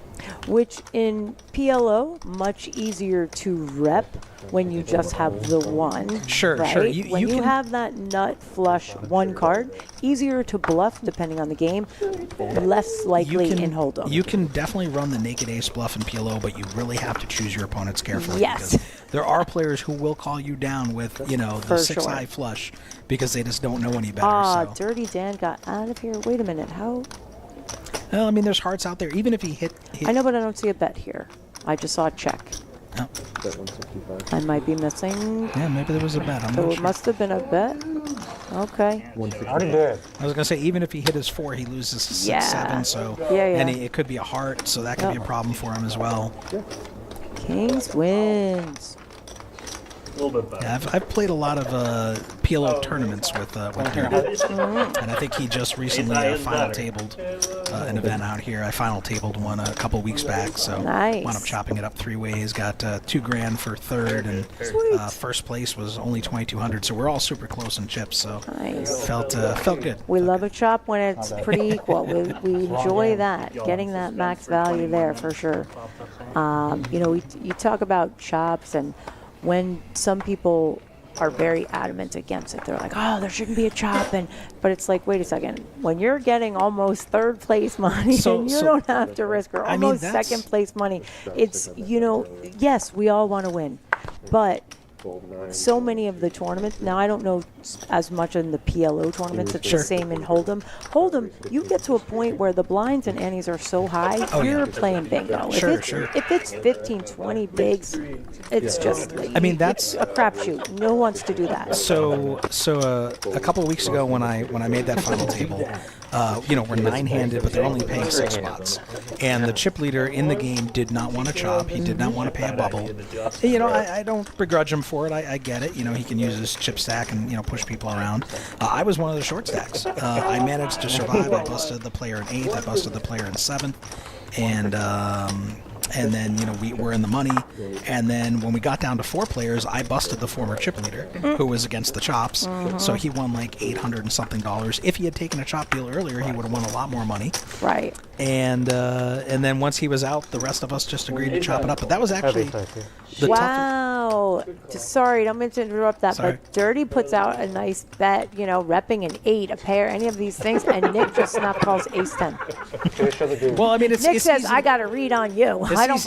$1,200 and something, so you're winning an extra $700-800, and for a lot of people, especially with the cost of everything going up these days, the money, for a lot of people, especially with the cost of everything going up these days, the money matters to people. Absolutely. We're not all Daniel Negreanu with big sponsorships and multi-million-dollar bankrolls and huge houses and fuzzy dogs.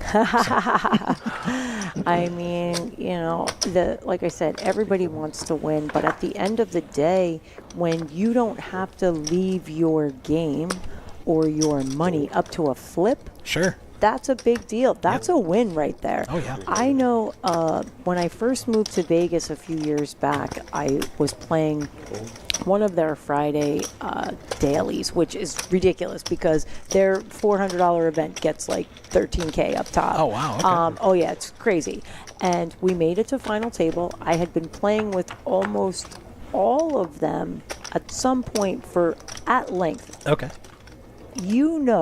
And this is not a brag, but when you're the strongest player at the table. Sure, yeah, you know who plays every once in a blue moon, who's the first time in my life I was like, holy crap, this is nice, right? This is a good spot for me. As soon as we walked over to the table, they wanted to make a deal.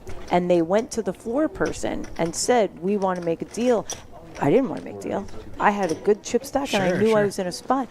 And unfortunately, and this is what, being a woman, it's all men. Okay. They said to the floor guy, we all want to chop, the lady doesn't want to. Now, what do you think? Do you think I sat there and was like, oh, yeah, okay, I want to keep playing? Of course not. Now I feel like this schmuck. Oh, you're being targeted. Of course. Now I'm just like, well, they all want to chop, which is the dumbest thing on the planet. I should have absolutely stood up for myself and said, no, I don't want to chop. Sure. But you get into these spots, and then people will always say, the one who doesn't want to make the deal is the one that everyone has to targets go after. Or goes after, right? I mean, it was a mindset for me. Sure. And as a woman who teaches poker power and all of this stuff, I'm like, if I would have been doing that job back then, I would have 1,000,000%, because like you said, we very rarely have an edge at the table. Sure. And when you do, it's our job to make sure we use it. Take advantage and I of didn't. it. Sure. And I didn't. It was the dumbest thing ever. But I mean, it was a decent payday. I mean, it's still. That happens with, all male final tables too, where there's like someone who doesn't want to chop and everyone else does. And so they get mad at the person who doesn't want to chop. And that's why I like when, the rooms that do the hidden, everyone's given a vote card, and you submit it anonymously. Who does that? Well, I don't want to. I don't want to promote. Okay. I don't want to promote any competitors. Oh, I thought it was like in Vegas. Okay, I didn't realize. No, don't tell anybody. Yeah, I don't want to promote any competitors, but so they hand out like a yes or no card, and they offer you. They say this is what the deal is, the ICM chopper, what have you, and then everyone submits their card randomly, and so now nobody knows who voted which way, and they turn them up, and if there's any no's, then play continues. And that way, love that so much. You don't have to worry about someone kind of targeting you, Yeah. you know, for trying to pressure you. Yeah. You know, so. Oh my God, that's I fair. love that so much. Yeah. I'm definitely. We are implementing. Where is Justin? Let's make sure we have that here at the Royal Card Club. I mean, it's a good way to do it. It is. You know? It for sure is. Oh, wrong person. I'm sorry. So, what got you into poker? How So, my father's Italian, and so growing up as a young lad, at family reunions, we'd, be playing 5-card draw, 7-card stud. I mean, this is decades and decades ago when I was 12. Rolling dice, playing cribbage, so I grew up with that game. I mean, we'd bet on, horse races and things like that. It's funny, myself and my 2 siblings, when we were younger, we taped on VHS a horse race, so we knew the result, and then we got our dad to bet against us on it. We're horrible children. This is probably why he beat us. That's terrible. But we deserved it. But yeah, so that is that's really what got me into it. And then after the moneymaker boom, obviously in the early 2000s, I started to take poker a little bit more seriously. But I was actually growing up more of a fixed limit player. I was heavy into like Omaha High-Low, fixed limit cash games. I would multi-table that like crazy on Party Poker back when you could still play Party Poker, and the games were so good back then. Yeah. And then I learned, Deuce to 7 triple draw and Badusi and Badesi and Raz and Stud 8 and all the mixed games. And so that was really. I was never really a no limit or a pot limit player until I got into 2019, where someone said they thought I would do well in PLO, and I kind of took the dive and it worked out, and it was a little bit out of my comfort zone, but I picked it up, and I love the game. That's awesome. That is awesome. I think that's part of what poker gives us is when you play this game. It does push you out of your comfort zone. Sure, it gives you so many of these skills. Dirty hits the 6 on the river, the dirty river. Nicholas is gonna Jackson think he's good fives with an ace high, of course. He's thinking he's gold. Nut, no pair, right? Dirty says, "Giddy up! I hit that 6." Oh, he bet $5. Because he knows Dirty can't raise without a jack or a 5 there. That's right? awesome. Yeah. That is great. Dirty getting max value. He says, "I'm just going to keep coming along. Hit my 6. That's Love it. funny. Love it." So Nicholas said that he's from Minnesota. Minnesota, yeah. Oh, yeah. He actually, I think his cousin lives around here and was like, "Hey, go to this card club. They're doing a stream." I was like, that's awesome. That's awesome. I love that because, it's trying to spread the word out here, getting people to know that the Royal Card Club is here. We were telling people about the promotions we have going on, and we've got the Lips Tour coming up that we're super excited about, and teaching tables, and all of these things. And it's just trying to spread the word. I can't get over how many people out here in Texas don't know that you can play you can play poker here in Texas. I've talked to a lot of people in the Texas market, and the most common responses I get are, "There's poker in Austin," or "Isn't it illegal?" or "I'd love to play, but I've never played before," or "I've only played in home games. I'd be intimidated. I don't want to get yelled at for making a mistake."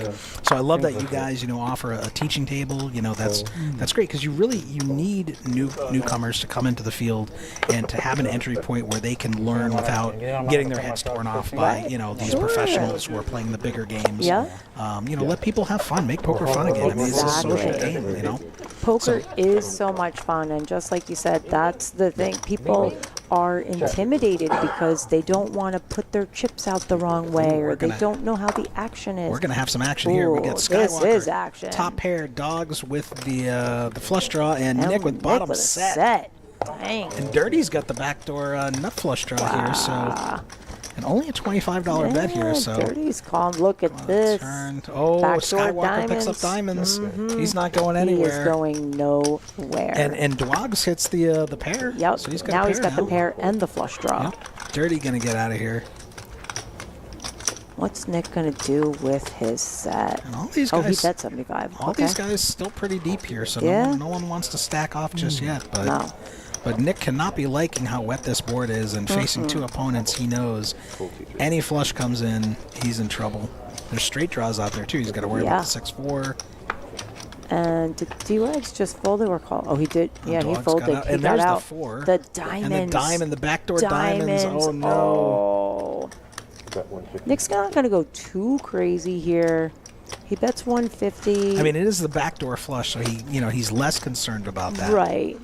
But it also puts the one-liner out there with anyone with Yep. a 6. Exactly. Any 6-7 was in there. And Skywalker just calls. Yeah, he just calls. I can't believe he isn't raising there. Lucas is only 4 months into this game. Okay. So I think there's a lot where he needs to take a little more time with his game and think about what could possibly beat me. Sure, I think he's just not there yet with his Gotcha, game gotcha. about saying, well, wait a minute, I might be able to get more value out of here. Right. There were a couple times, and, Lucas, as we had said this entire stream, he's our first member ever. Oh, wow. Okay. And Very cool. he loves coming here, and he is new to the game. And we were all playing Bomb Pot one night. Let me double up one time. Still doesn't really know much. Sure. And we knew he didn't realize the other guy got more White counterfeit, Claws, and that because there was a pair on the board and the guy said, I have 2 pair, he wasn't paying attention because newbie. I Sure, made those yeah. mistakes, right? And instead of flipping his hand over, he mucked it. So And we he kind folded of the talked to winner. him later, and it was like, yeah, just expose your hand. Don't be afraid Sure. to expose your hand. We'll read it as for you. Exactly. Yep. Exactly. And I think even that, with newbies, you don't want to do that. And instead, especially with PLO newbies, it's like, just flip your hand over. Sure, yeah. Because you're trying to read the board, and it's like, let the dealer help you. Cards play. A few years ago, Phil Ivey on he folded a flush. Folded a flush. He didn't, Yep. he missed It too. So happens. even the World best in the Series business main can, event. even the best Yep. in the business can make a mistake. So Yep. I was there live. Unbelievable. So I think that's where Lucas didn't raise there, whereas most players are probably going to get a little more value. for sure, especially where it came in backdoor. It's not Now, the front when you door do flush. that, I always like a min raise there because you don't want to go too crazy. You want to get paid. Sure. But then some people also are like, a min raise just seems like pure value. You might not get paid. So I'm always curious as to what people's thought process is there. Yeah, I mean, it really depends on the stack sizes, the pot sizes, what your image is, what your assessment of your opponent is, and are they considering your image? Are they factoring that in? Can they get away from it, or do they have to? Will the curiosity kill them and they have to pay it off? Can you get that thin value? Exactly. Yes.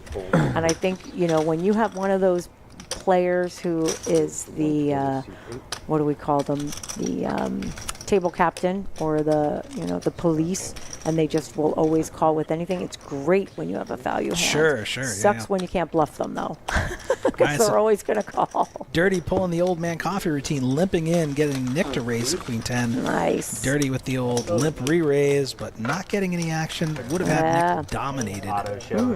Surprised Nick doesn't. Well, 10, maybe more people. Yeah, maybe if it was suited, he might come along. But I'm not talking about the hand. I'm talking about the fact that they know Dirty just makes so many moves. Oh, the pot's not really that big enough for him to make a move there with a crazy hand. So maybe that's why Queen 10 just gets away. That's still probably good. I mean, he's under 500 effective here, so it's not like he's sitting on 1,500 or something. Right. So.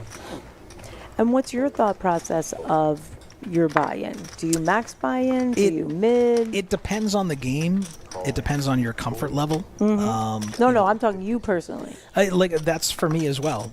If I sit down in a game and I think it's a lot of grinders and tough professionals, I don't want to max buy at all. But if I sit down and there's a lot of fun recreational players and they've got some money that I've got a chance to win and they have deeper stacks, then I'll try to match if I can. If I sit down and there's a bunch of recreational players but they're on short stacks and the only big stacks are the professionals, I don't really want to have a big stack against the professionals because there's really no advantage for me there. It just puts me more at risk. Right. So. Gotcha. So I'm comfortable playing deep or shallow. It varies. obviously when you play shallow, your decision points are a lot easier. It's harder to be put into, tough situations. Right. And some days you just want to come in and you want to play on easy mode, and you don't want to have tough decisions. You just want your decisions to be almost automatic. You know what you're going to do, and you're not put into that blender. Right. Right. For sure. I got 6-7 here. So Nick's That going to made the miss his move. flush. Ah. Cards are so sort of. But he's going to rep it. He's going to rep the ace. And now Nick's got a tough spot here. It's hard to make a pair. It's very hard to make a pair and hold them. Oh, he goes for the raise. King high. Oh. No, he just calls and picks it off. Okay. Nice hand, sir. Not such a, not such a too difficult. He doesn't put him on the ace. He gives him the queen. It's like, well, is he really just... Yeah, is he really going to value bet the queen? Exactly. Sure, yeah. Like it's either an ace or it's nothing. Right. It doesn't make any sense Yep. otherwise, sure. I love those hands.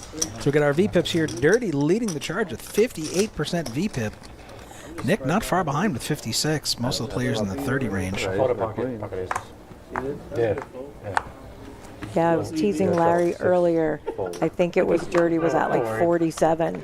And Larry's like, yeah, that's my kind of guy. Larry loves to mix it up. Loves to mix it up. He likes to be in those hands. We got T300 coming in with the raise. Ace Queen in the hijack here. Suited, and Queen 10's going to call. No, he's folding. What? Wow. What? Surprise against a hijack raise. Wow, I'm very surprised. But a lot of Dirty spades are out now. He's going to have a hard time. He's coming from behind here. Oh, and he hits a 3. He pulls ahead. The miracle. Now T300 Now might Tony be able to should rep be that. repping that. Exactly. That's what I'm thinking. Dirty lead.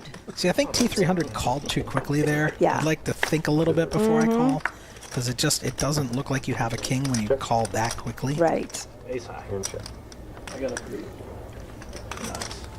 Got him. Yeah, that's so that was my assessment as well. It's like when you're calling that quickly, you didn't spend any time on, can I get more value out of Sure, this? do I want to raise Can if I I hit the bluff king? this? Or, there has to be something. But when you do it that quickly, you're usually on a flush draw, a straight draw, Right, or right. a weaker hand. Sure. So I'm really surprised with the ace high, because that is something you need to rep something, Sure, sure. right? So how can we get value there? As a pre-flop raiser, that definitely hits your range over the pre-flop caller. And another thing too is like a lot of people, they have this misconception that tells in poker are all these physical tells. They're someone's jugular is vibrating, or their hands are shaking, or their mouth is twitching. It's like, for me, the biggest tells that I noticed are betting tells and timing tells. Are your bets telling a believable story? Does it add up?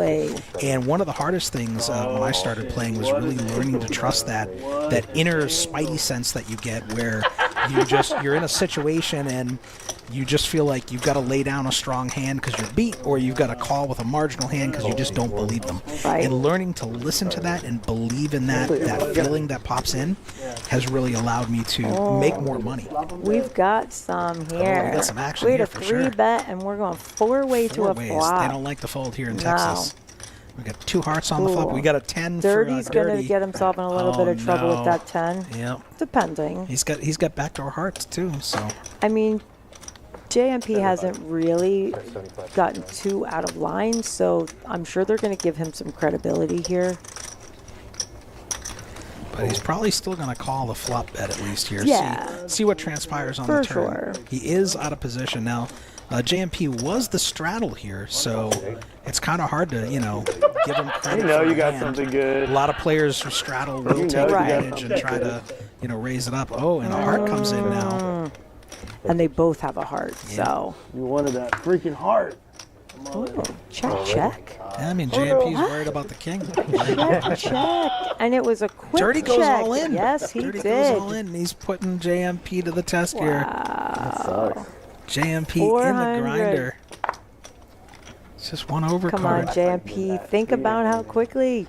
Dirty turning his hand into a bluff. Mm-hmm. You know, Dirty tried this to me in a tournament once where, you know, he made a bet that didn't make sense on the river, and I wound up picking it off and wound up being chip leader and was able to win that tournament because I thank you, Dirty. Oh, does he show? Does he show? Gets JMP to lay it down. Did he show?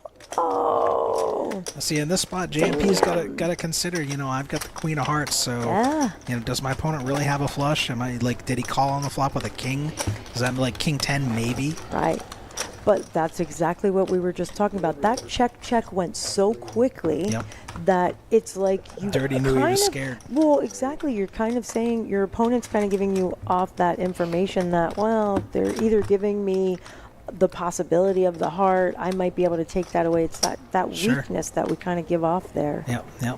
Yeah, Dirty, I mean, he's got a lot of experience. He plays a lot of cash, a lot of tournaments, so, you know, he is not afraid to attack weakness. If he sees an exposed throat, he's going to step on it. Exactly. And that's what's allowed him to be successful. Yeah. And that is that pressure, though. You know, you have to have the balls to just get it in. Sure. Knowing, because I'm pretty sure Dirty knew his 10 wasn't the best one. Wasn't the best one, yep. All right, so we got a lot. Will we see the case 9 come in here? Nick with top pair. Nick's the only one that needs a pair. Dwogs is the one betting it here. Does have some backdoor straight potential. That's about it.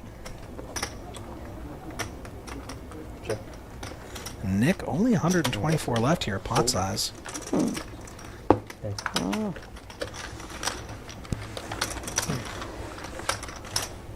Thank you, sir. On to the next hand we go.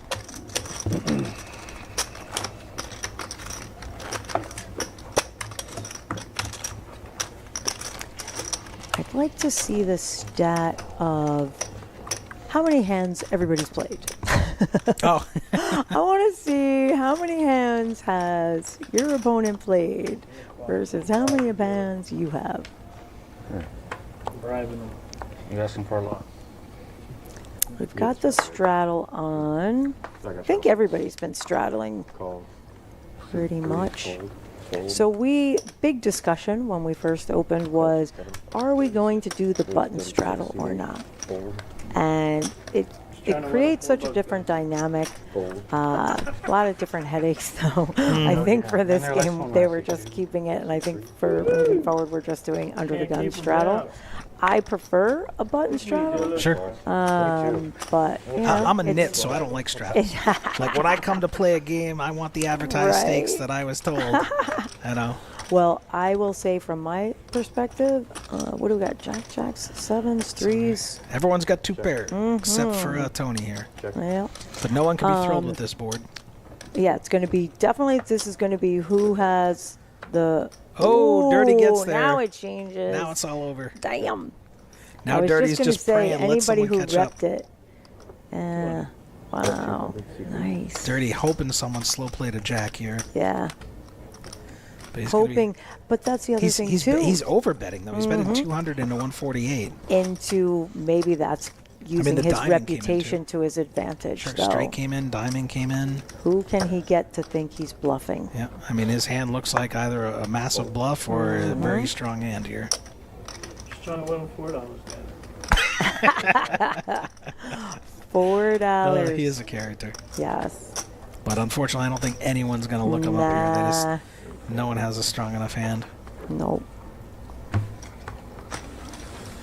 It's when you get a bet $5 Dirty. Yeah. See, but that is the thing. If somebody has a jack, he gets so much value there. Sure. A jack might even a just flush, raise a flush him. might call off too. Yeah. For sure. Especially with Dirty's reputation. Oh wow, Lucas is our chip leader, or not? He's up the most, 639. I love it. Dirty up 436. And we're good. And Nick throwing the party, 750 in the hole, but the night ain't over. Oh no, we got a long way to go. These stacks will get deeper as we continue. we were talking about everyone's favorite hands. That was in lots of 9-10 suited. Okay. And at the time we were going through, I think I was either talking to Larry or, oh no, Justin was in. And Dirty's paperwork says he never loses with 6-9. And he had just won a big pot with 6-9. Of course. And we said, this is him. This is his 100%. He never loses. I mean, in Hold'em, I'm a big fan of pocket deuces. I often ask the dealer to flop 3 deuces for me. If they flop 3 deuces, I'll tip them 25. If the third deuce is on the turn, they get 5. If the third deuce is on the river, they get 2. And but I mean, with pocket deuces, like, you know where you're at, right? Yeah. Like, Yep. it's so easy to get away from. It's hard to really get yourself in a lot of trouble. See, and with a that's hand the like way that. I feel about jacks. Man, I'm Most baffled poker that shit. players hate jacks, and I say you either make a lot, they don't see it coming, or you get away from it. Sure. It's easy. But I like that mentality with deuces. What do we got here? Nobody hit anything. Well, I mean, Let's Nick's got see some who's backdoor gonna here. bet it. But I mean, T300's got to think his hand is pretty good on this flop. Yeah. Yep. Gonna rep the over pair. Uh-huh.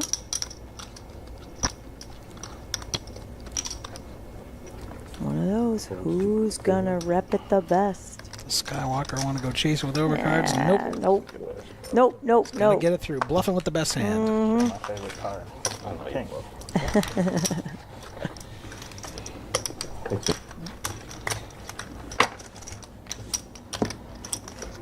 Hey,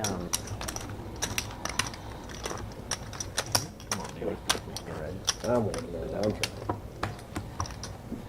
359. 350 add-on. No. Oh, you're just, okay, sorry, misunderstanding. No add. Straddle it. Yeah, just come out. No quads. Yeah, Next time. I showed a king. I'm just gonna keep showing kings. You show deuces, I show kings. I like Can I fold? kings are more mysterious. Deuces are more fun. I'm not good enough to play deuces though. Call C8, fold. Fold. Call C2. Check it. Call and just check. Go and do a flop. Here again in Texas, we have lots of ways to the flop. Yes. I love 5 that. ways to flop. This is what we call a heads-up pot here You're in always Texas. feeling good when you're 5 and 6 way. 5, and we're at what? 7-handed table, 8-handed. And no one has anything. Stop it. See? This is what we say, people. It's hard to make a pair It and really hold is. them. Like no one really. Nobody. T300 has a gut shot to the 9. Oh, yeah. Looks like Tony's gonna bet it and take it down here. There you go. Bet wins. Senses weakness. Yeah, that's one of those boards, What are you like a playing with? 10 jack. Anybody who has king queen may have, c-bet or bet if it folded around. Yeah, and there was 2 hearts too, so I mean, you Yeah. expect someone, if they had something, they're betting that flop, but they didn't. Yep. That's right. Is that JMP? Is he reloading? No. I'm not sure. I don't recall that he. I don't think he busted. It does look like he's stacking up though. Looks like a nice stack. Maybe just added some on. Looks like Dirty has left the table. Oh, Should be getting a replacement soon. We do have a second 1-3 table going here. Some seats open. It's going to feed into this live stream. So if you want to come down, hop into that game. Might be able to get you onto the live stream tonight. come get famous at the Royal. Nick gonna 3-bet here with that ace jack after Tony makes the initial raise. Tony on a pretty short stack here. Nick as well, both very short stacked. Neither one of them thrilled about this board. All in. Yeah.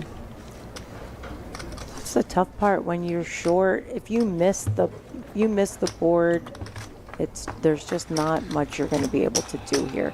This comes back, more with my tournament play. Always makes me think of that, right? You've got 10 bigs. it's different in a cash game because you can always add Reload, on, you sure, can sure. reload.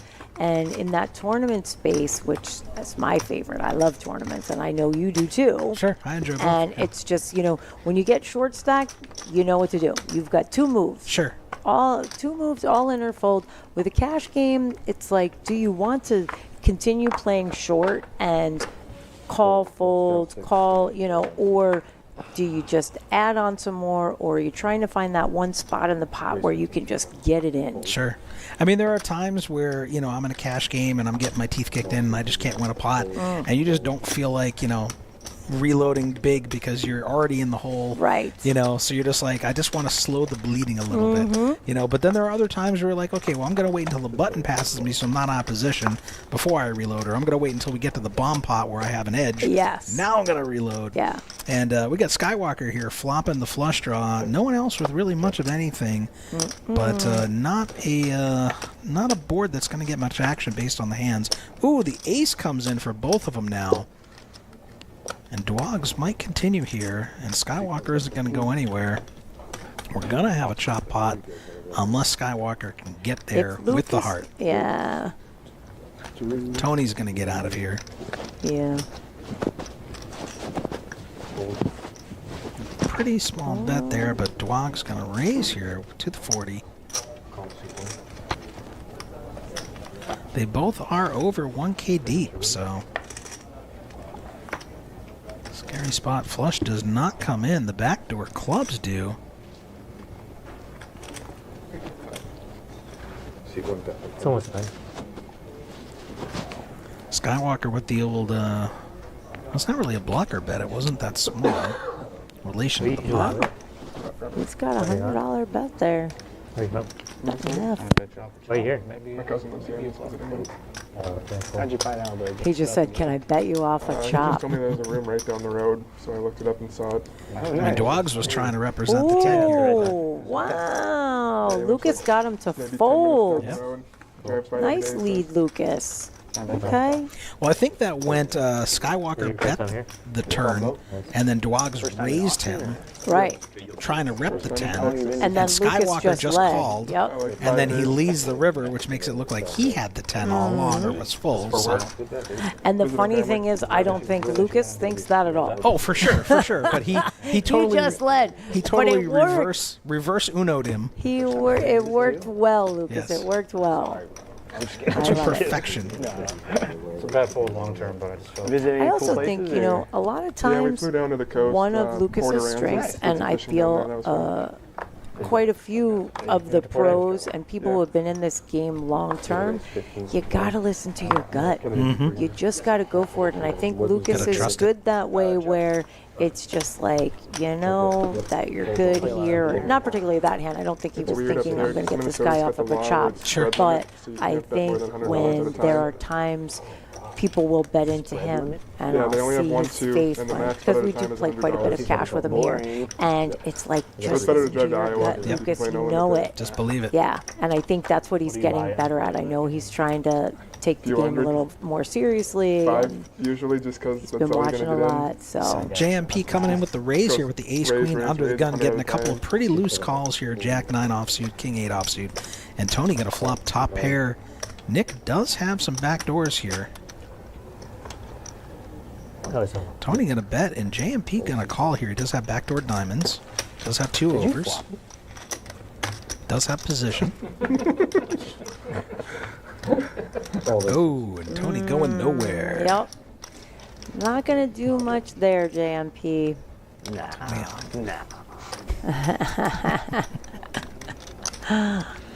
Tony's like, come on, I want value. He wants that last 94 bucks. And JMP hating to lay down a premium here, but what do you beat? He knows he's not getting he's not beating anything. And he shows him the 8. Lets him off the hook, so he'll be able to sleep tonight. He says, you don't have to wait till the stream. I'll show you now. See, we don't have anybody on the rail here giving them information 20 minutes in. No rail. Where's everybody with their computers? Nice. Nobody wants to do that here. I understand. No, I like it. We've got the crowd. They're talking, they're laughing, they're having a good time. Absolutely. We get that social poker element to it. It's not super serious. No headphones and sunglasses and sunglasses and scowls. We do have backpacks, but here we usually have backpacks of liquor. Sure. Because you're allowed to bring your own, so no put dark, that in your backpack. No dark clouds hanging over people's heads. Just here to have a good time. Yes, everybody's here to have some fun. Have some fun, make some money. Shay's bringing drinks. I love her in her little green dress today. I walked in this morning. I said, "Oh my God, you look so beautiful." Shay's one of our admin people here who's also helping us tonight doing serving for the drinks and the snacks. We love our crew here. Patty's out there also with her. Working. We got Carrie at the desk. Come in and say hi to Carrie. And Sarah's up there. Come say hello. T300 coming in for the initial raise. Flops top pair and checks it. Nick picking up the flush draw and a pair. We are definitely going to see some action between these two. Love me a pair and a draw. I was going to say the 10 of clubs would have been spicy. Now we have even more.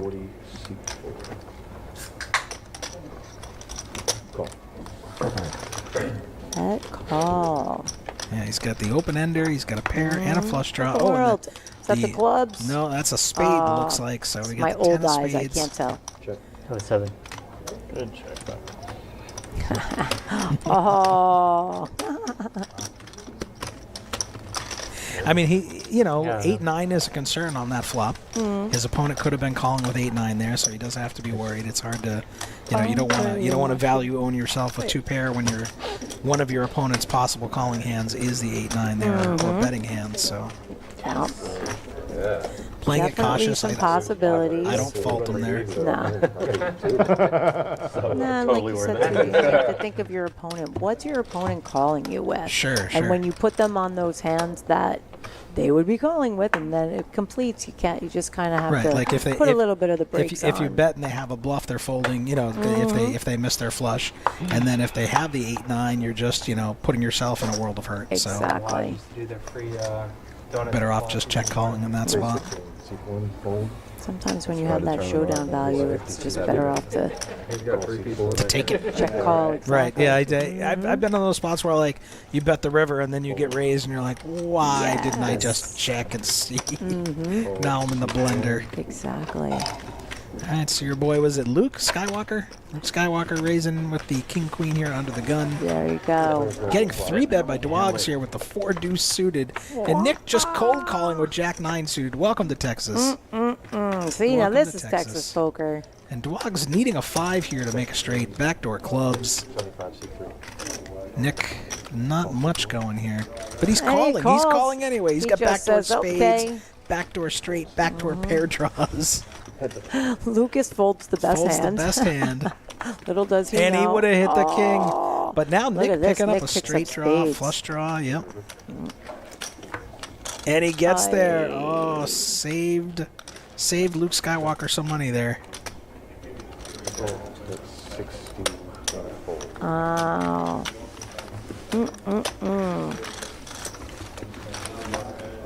Just checks it down and just winds up backdooring it all. Easy game.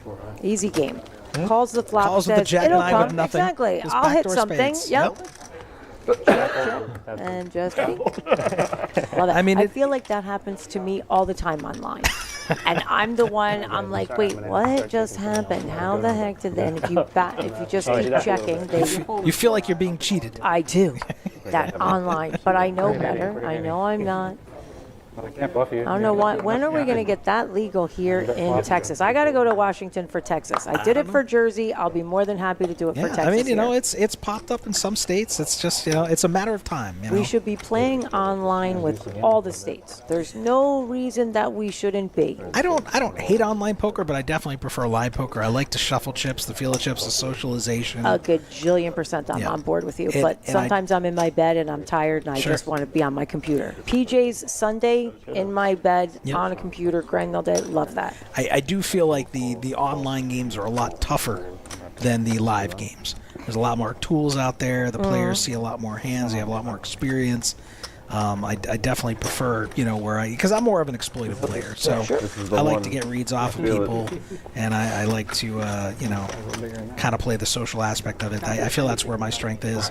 If you're playing a more mathematical game like, Fixed Limit, Omaha High-Low, you can multi-table that, and your decision points are a little bit easier. But if you're playing No Limit or Pot Limit, right, it's a little bit harder. Yeah. No, I agree with you on the social aspect. I love playing live. It's funny. Everybody says, because I hate being single, We got and a here I set am of out jacks here. and a flush draw for JMP. And he's got the finally draw. his ship has come Did in. anybody hit anything else? Where's my king? You got a king for D-Wags, DeWags. D-Wags. Oh, it's D-Wags. I don't call know. him DeWags. I don't know. D-Wags, I he's asked- probably right. I I'm asked probably Dustin pronouncing the it same wrong. thing because I didn't even have him down as that. I have him as Darren. And D-Wags This is is Joe gonna call. Walsh that came in. Joe Walsh just took over Dirty Seat. He was in that hand. What's he got? You got His the hidden And the talent ace is of he was a spades pole comes in. vaulter. What? Are you gonna do that JMP again? with the second nuts. Is he afraid of the queen? No, he's not afraid this time. Okay. I don't He's think not so. afraid. But D-Wags is not going to be able to give him any action here. I was gonna say, or he's gonna make a move. It'll be the wrong time to make a move. Yeah. Not the best time to make a move. And look how happy I'll let you JMP see one looks. card. He's like, oh, please call, please call, Please flip the call. Jack of Hearts over. Don't you flip that spade over. Come on. Was it the heart? Was it the heart? Yeah. Might have I been. think you should pull. I hear some laughter, so probably. Love it. I always like to show a deuce. It's good for the game. Right. So Joe Walsh was a high school pole vaulter. Pole vaulter, okay. Pole vaulter. You don't hear too much of those. What's his favorite hand and why is on our sheet? He says aces, duh. You gotta love when somebody's willing to write duh. Duh. Duh. No duh. That's awesome. Tournament play versus cash games. Asked a lot of the players here tonight about their thoughts on that.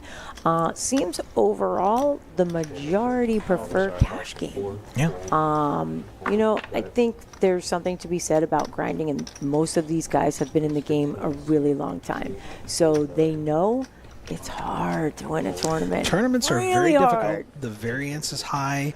I think tournament professionals are going to cash 15 to 20% of the time. I think is just kind of the it's numbers super low. I mean, that I've Phil seen thrown Ivey. around. So essentially, as a tournament grinder, you're really going to have to lose a lot and play a high variance style that allows you to accumulate chips so that you can go for the big score Yep. that carries you through all the losses until you get to your next big score. Whereas in cash games, a professional player, you're going to win 2/3 of your sessions, so it's more consistent. You're not going to get a huge score, Right. in one session, but at the same time, it's a more consistent form of return, and it's a little bit less painful because you're not losing so much. And you can come and go as you please. You can come and you can play one hand and just leave if you're not feeling it. And, a tournament, you're locked in there for 6 hours, 8 hours, 10 hours, 12 hours. And don't get 4 me wrong, days. like, back when I was working for the Man, like, I was looking forward to go play a tournament. I wanted to play for 8, 10, 12 hours. It was fun. It was my escape from work. But when you're grinding for a living, sometimes you just want to go play for 2 hours, win $1,300 and go home and get out. relax. Exactly. And not be stuck in the seat all day. So it definitely, it changes your perspective on a lot of that. For sure. And, I do feel that, I like that the World Series of Poker started, increasing the min cash to 2 times. And, they do pay more than like 10% of the field. So the recreational players have more of a chance to cash, and you kind of spread that money around more evenly. And I think, if you allow more players to cash, I think it's better for the tournament poker. It makes it more viable as a potential source of income for people, more But it consistent. has to be at least double. Like, for sure, because for sure. So many places weren't doing it because they wanted more people to cash, and I understand that, but a lot of people are going to be in for more than one bullet. Oh, yes. So if you're not giving them at least double, the person who's only in for one bullet, woohoo, now they Sure, made sure. something. But the person who's in for 3 and 4 bullets and you're not even giving them 2, Yep. That Well, hurts. the other day I cashed in a Big O tournament, and there was 101 runners, and they paid 12 places, and I finished in 9th, but I was in it for 3 bullets, so I lost $92 after my entries and my add-on, you know. Right? So Yeah. you know, it felt good to go deep, but and that's rare for me. Like usually I'm like a 1 bullet hero, you know, but this day I was like, this field is soft, and I'm just gonna, you know, I'm gonna keep firing. I'm not giving Yeah. up, and you know, it helped me to kind of recoup some of the expense, but. So Tony here with the pair of jacks, and Nick is the one betting it, and he gets him to fold. Wow. Nick with nothing. See? The power of aggression in this game. man. I'm surprised. Yeah, 10 jack. I think I might peel another one there. sure. As we said before, it is hard to make a pair. Yeah. And then you have the hands where, you know, we say that it's hard to make a pair, and then this one's got a flush, this one's got a boat, this one's Right, got a right. straight. You know, it's it's- like, wait a second, what? It's funny you say that. Like coming from the PLO perspective, there have been so many times where I flopped all 3 pair, and I still run into a set. Like it's just like, Yep. come on, man.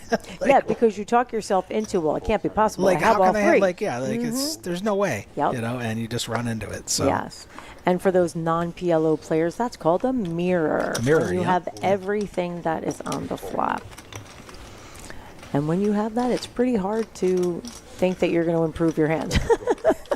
So we've got the Ooh, classic race flip. here. Yep. But they're not all in yet. No. Both a little bit shorter stacked here. There's the deuces. Little flop lag from last hand. We're definitely getting a continuation bet. And Nick And making a a pot-sized call. bet here.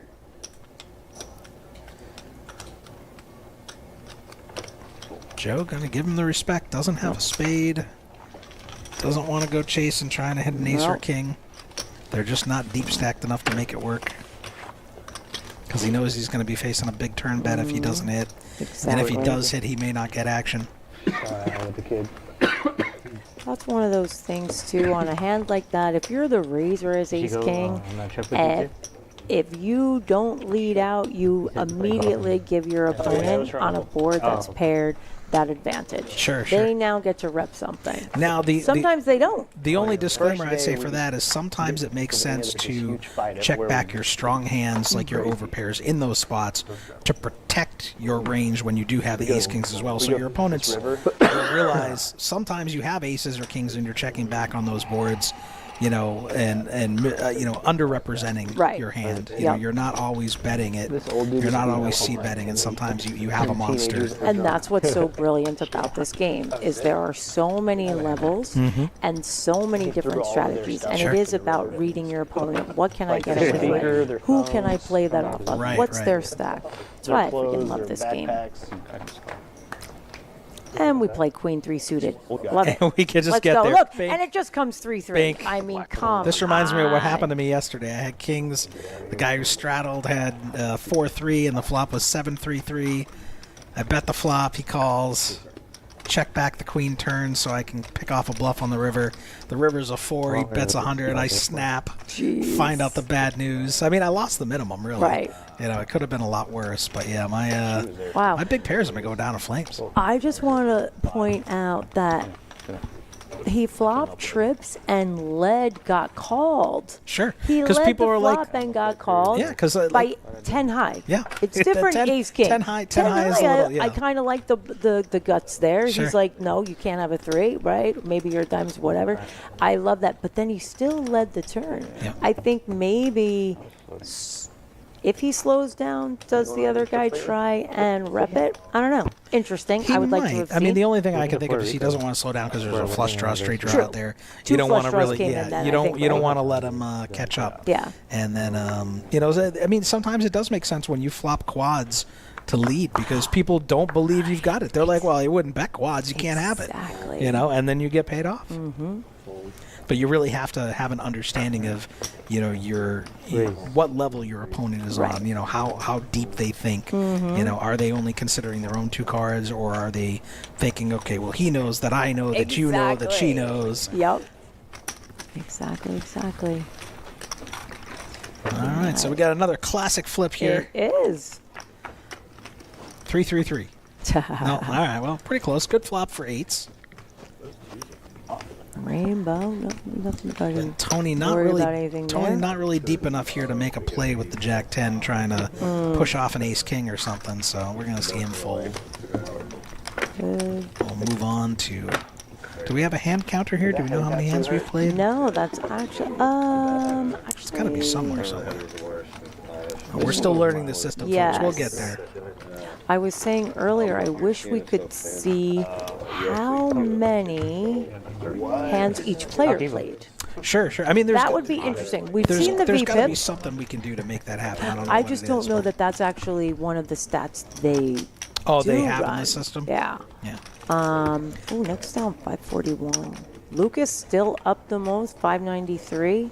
Nicholas up $9. Love it. Hey, even Profit's is a a profit. win sometimes. Sure. Heck yeah. Yeah, sometimes you start out your session in the hole, and if you can just get back to almost even, it feels like a win. Listen, there's nothing worse than being stuck like $1,000, $2,000, and you grind your ass off to get even or stuck 100. You think you won the world. Oh, yes. You're like, oh, man, I dug myself out of that hole. It's the doesn't absolute matter. worst when your session starts like that. Right. You know? Yeah. It doesn't matter that it took you 14 hours, so now your hourly brought you down to like $6 an hour. Sure. But hey, whatever. We got the money back.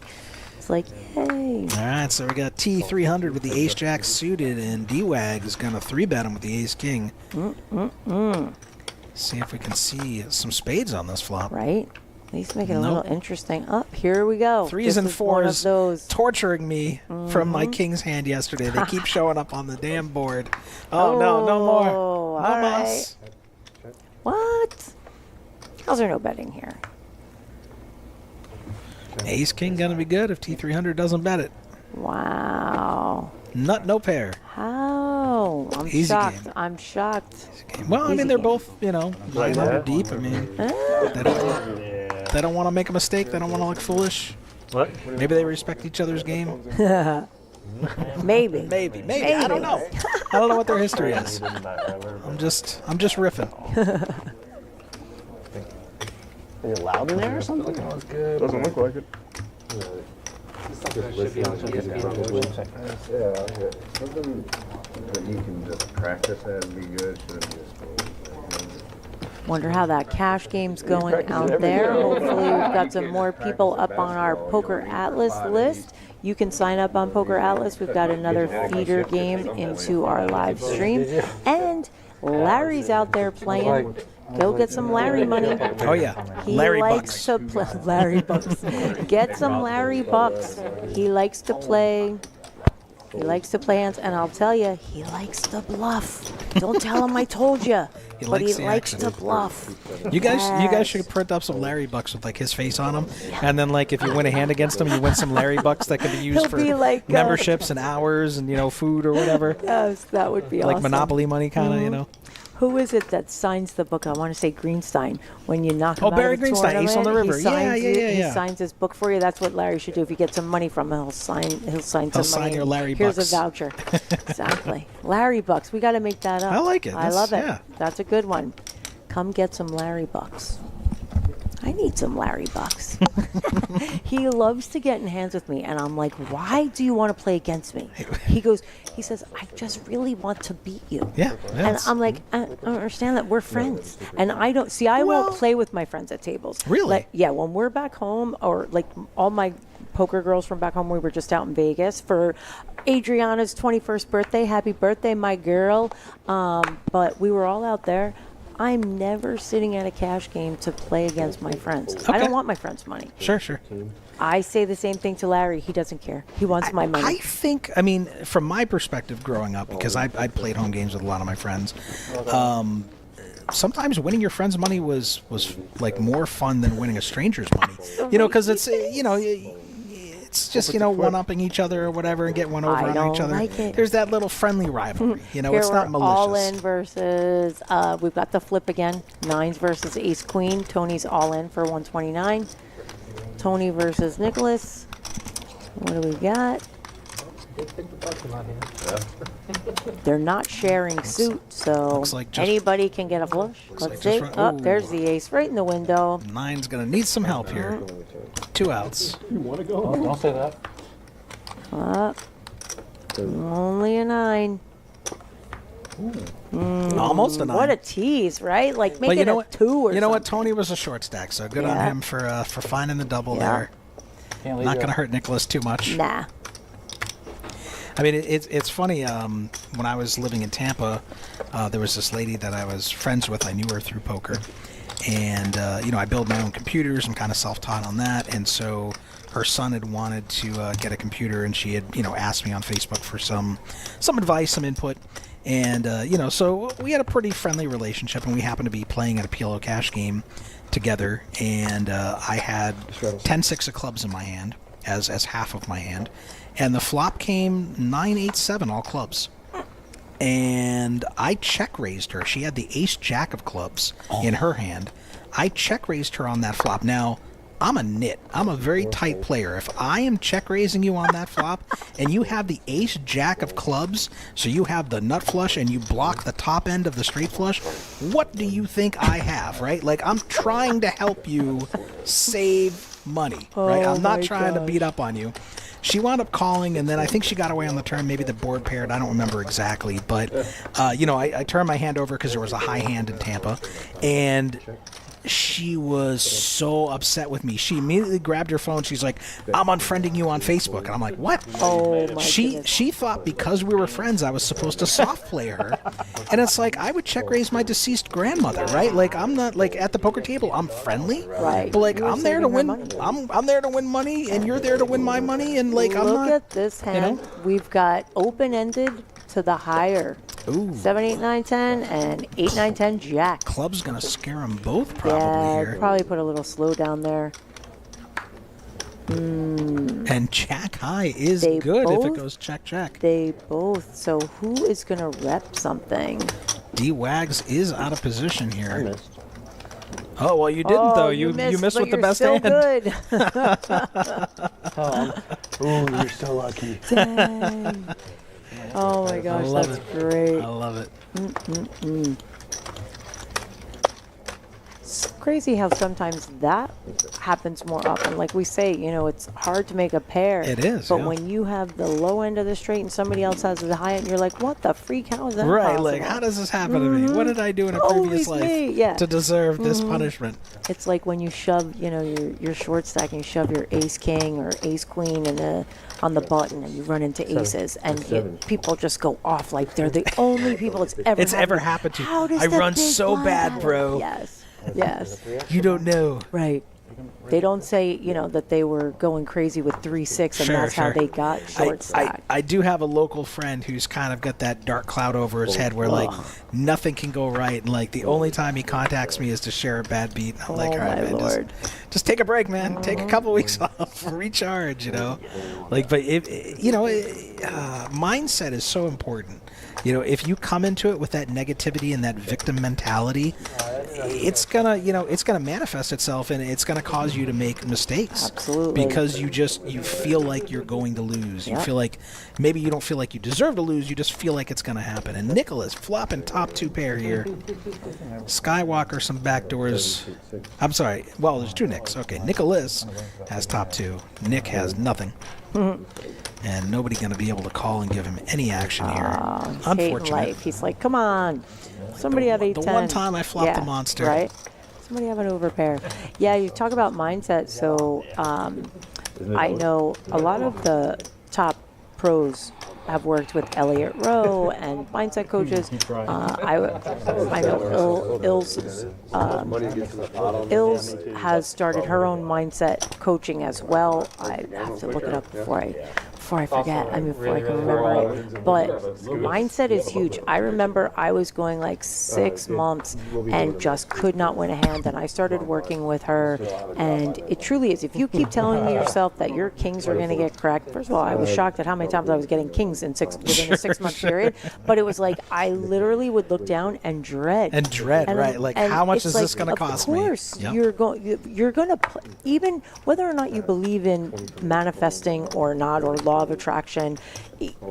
When you have that dread in you, you are not playing your optimal game. You are already finding out ways your opponent's going to beat you. Sure, yes. You're just sending it out there and signaling body language, whatever, that you're just giving up. Yep. So it definitely, mindset is a huge part of this game, especially tournament play, because it is an endurance game. Yep. You're playing long time. Your brain is working nonstop. The pressure is constantly increasing on you. And if You can't just sit on back and tables wait. where there's a lot of action and you are constantly being put to the test, your brain is thinking all of these next levels, and it's exhausting. You're in constant People don't conflict understand. When I say you're exhausted after a tournament, I'm like, yeah, because you don't stop thinking. Right. And if you're like, I mean, I'm assuming you're like me, we're both very personal people at Sure, the table. yes. And part of our game is that social aspect. Yes. So not only are we trying to think about the cards in the hands, we're also part of the entertainment. Yes. You know, like you and I are chatting with everybody, and it's like, well, wait a second, I'm trying to do this and still get you to be, you know, buddy and get you to fold or call or whatever. Right. So it's a lot. I mean, at the end of the day, you know, it's funny. Like I present as an extrovert, and a lot of people think I'm an extrovert, but I'm actually an introvert. I just can turn on the extrovert when I need to in those situations, and I go full bore into it. Yeah. And then I go home and I'm exhausted. I'm just like, everybody, leave me alone.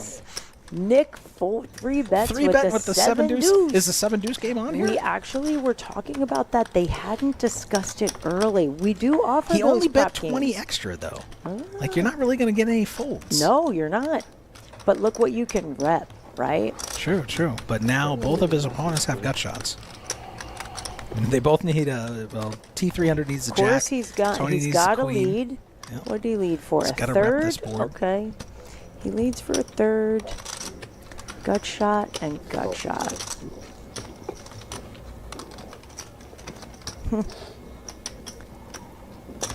And nobody folds a gut just shot call. in Texas. No. They both have backdoor Yeah. flush draws as well. So.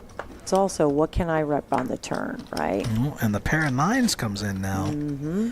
Although Nick's T300 got to can't go be too excited. so big here. He can't think that. I mean, Jack Queen. The pot's already 300. He's only got 353 behind. I mean, just ship it. Yeah. Just ship it if you're gonna, try to protect from. It's only betting 85 though. Yeah, he's still keeping it small. Oh, T300 turning into a bluff. He goes. He blocks the nuts. Blocks the nuts. Yeah. Now, if Nick had shoved, now T300's going to be in the blender to call there. Yep. That's why that 85, if you're going to run the bluff, commit to it. Go for it. You got to commit to it.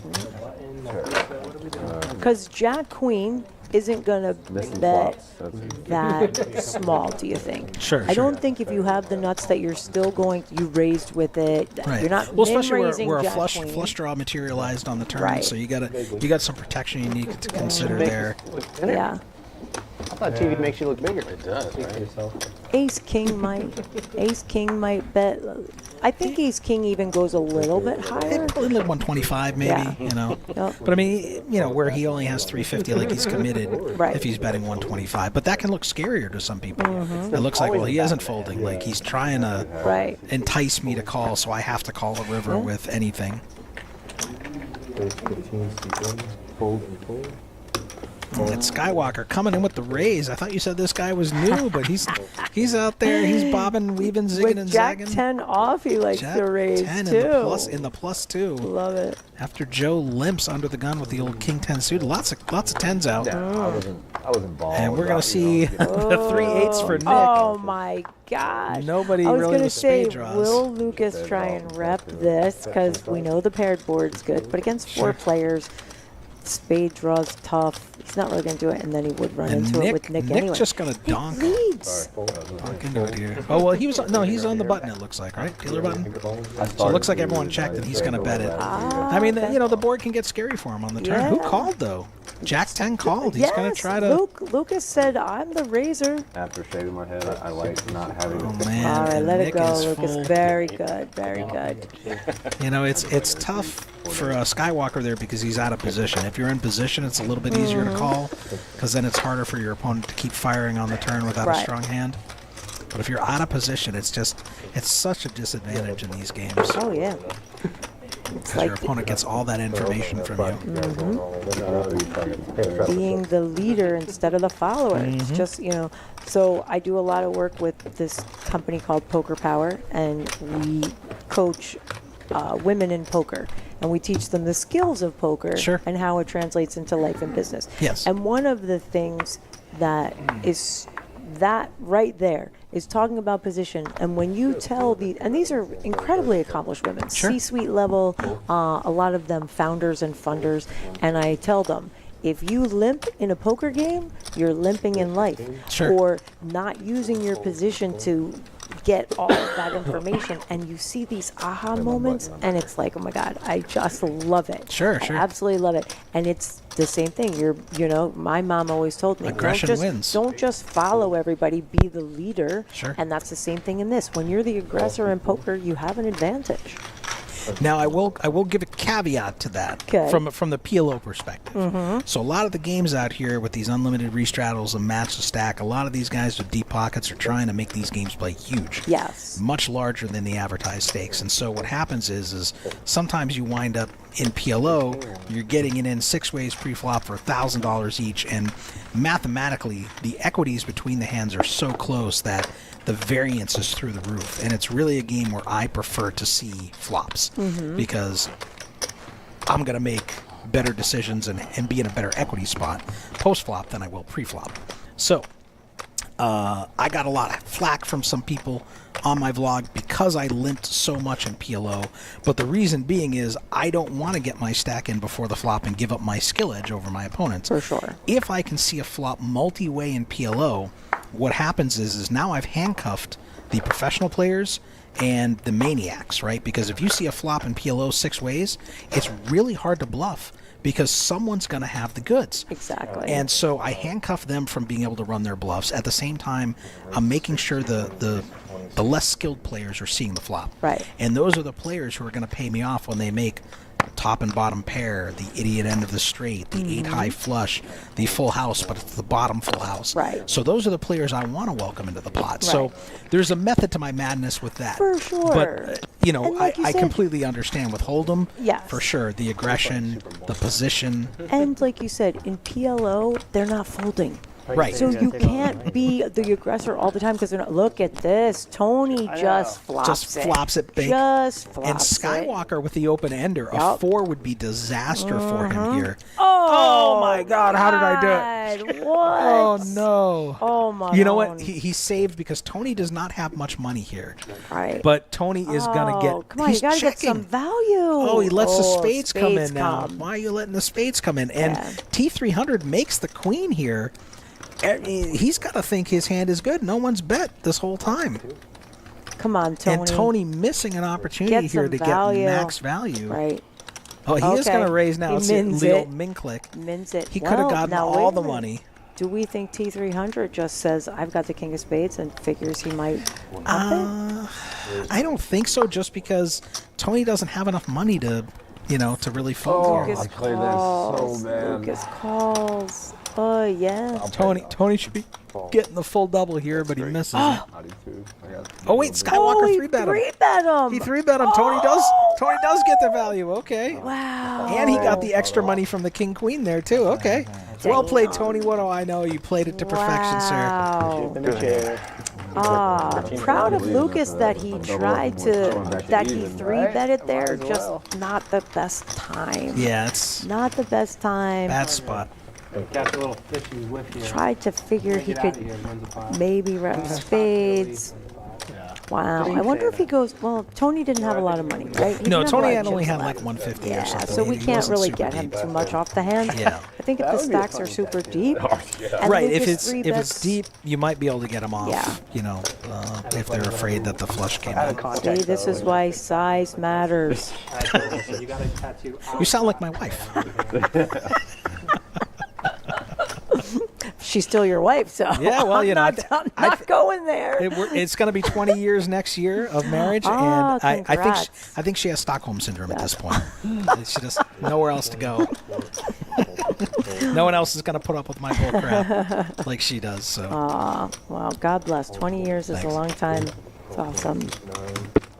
All right, 6-7 suited. We raised to 20. Love it. JMP with the ace queen here. Just going to call, not going to 3-bet. He is out of position on the small blind. Again. Oh, no, T300. Oh, man. 40s. That's a hefty bet. And he's in the straddle, too, so it's going to look like he's just trying to bully on the straddle. It's just such a perfect time to pick up a hand there. And Nick's calling. He only has... He only has 256 behind. What are you doing, Nick? Wow. He just wants to gamble. He just wants to gamble. He just wants to watch the world burn. Especially, look at this, 2-3 suited calls. 2-3 suited calls. For half his stack. And Welcome JMP, to Texas. oh, JMP is tanking. Oh, He's man. like, what the hell? I wonder what the flop's going to be here. Probably It's 9, going to be 9 4, 10 jack. 5, 8. 4, 5, 8, 9. I'm saying One 9, spade. 10 jack. One spade. keep it interesting. Or it'll be 8, 9, and a Are they queen. calling with 3 deuce? What are you doing, Joe? 3 deuce. He figures it's multi-way. He figured, good. you know what? He Suited. knows he's live. Yeah. He knows he's live like a mofo. Better not hit spades. He'll be crying. Oh. Yeah. Back. Right. Pretty good flop for the queens here. Nick hits a 6. Hits a pair. Hits He's a pair. Gonna, Can't you get, know he's going to be in there. Can't get away. There's so much money out there Oh. now. Can't fold a pair. And he's only got, what did he say, 256? He's like, I call. He's like, all right. He's like, I'm going to hit my second pair. Didn't he do that last time? I think he so, hit the yeah. 3. He had 2-3, I Easy think. game, easy game. Easy game. Not good. I think he's going to hit a 3. So I mean, a 7. pocket queens, 77% here. 2 times. Oh, yeah, that All doesn't right, mean they're anything. going to run it twice. Oh, Nick okay. trying to come from behind. That's not going to do it. Oh, All right, it's all good. right, Good to there's win the first one. one for T300 there. now watch it come 6, 7, 7, 7. What do we have? Oh, we have 6. Come 6, 6. Oh, yes! Everyone loves a chop pot. Everybody's a winner here at the Royal Card Club in Austin, Get Texas. it in. Absolutely. If you bet with one pair, you'll hit your second one. And he was a or pre-flop raiser, too. trip. Yes. That's hilarious. Love it. Well done, Too Nick. funny. I love it. Nick, you are Texas poker. So it is funny, you know, a lot of people have a misconception about running it once or twice. A lot of people think if they're ahead, they should run once, and if they're behind, they should run twice so they have a better chance to try to suck out. And the reverse is actually what's true. A lot of people don't realize that. I'll give you an example, an extreme example, where I was playing PLO in Tampa, and I was against this player where he only runs once, and he had one out. I was 97.5% equity on the turn for all the money. And if we run twice, he can't hit one out twice, right? Right. So it's better if you're ahead to run multiple times because you're going to get closer to your equity. It doesn't change the odds of winning. It just smooths the variance. And so a lot of people have that misconception where, you know, if you're behind, it's very unlikely for you to win both boards, Right. So you really want to scoop. So it's better for you to run once when you're behind because that's your best chance to scoop Right. the pot. Yeah. Especially like if you're in a situation where you have like 1 to 4 outs, it's going to be very hard for you to get more than half in that spot. So I like 1 or 3.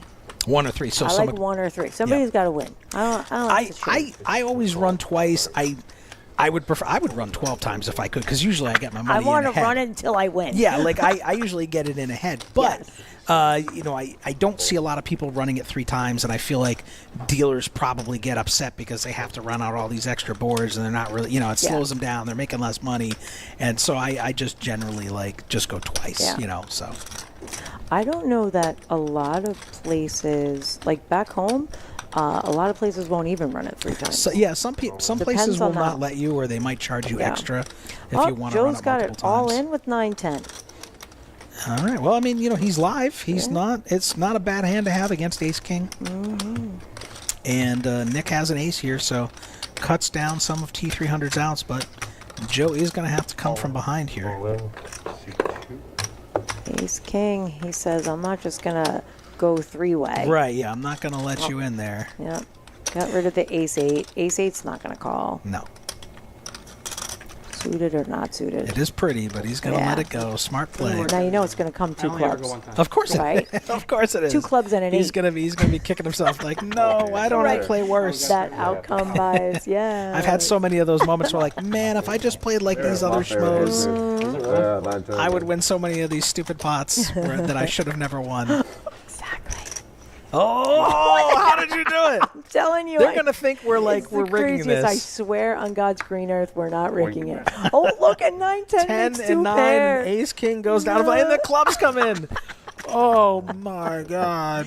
Oh, he's kicking himself. He's kicking himself. It's okay. like You made the right fold. Right fold, wrong time.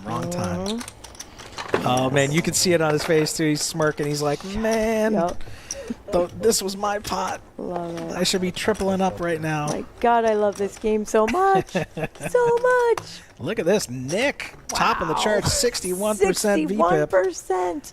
Nick, you have to play with Larry after. Wow, I'm pretty proud of Lucas with 36% VPIP.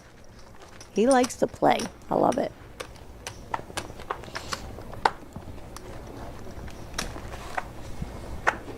Fold. Fold. That's something you don't hear often in Texas. Fold. No, I know, right? That's foreign to me. Exactly. And Joe gonna limp here with the 9-7. Looks like someone straddled the 6, maybe. I think so, yeah. Looks like there's a straddle Straddle's on. Yep. I think it's pretty much just a given. I like 7-9 suited. Here we go. 2, 4, 6 way to All a right, flop. So a lot of crumb bums and junk out there. Let's see. Oh no, Who can spike it? We got to raise. Nick said, "Screw all this." Nick raised with Queen Jack off. Oh, in the straddle too. Nice. Gonna clear out all the junk. We don't know JMP with the mystery hand Yeah. here.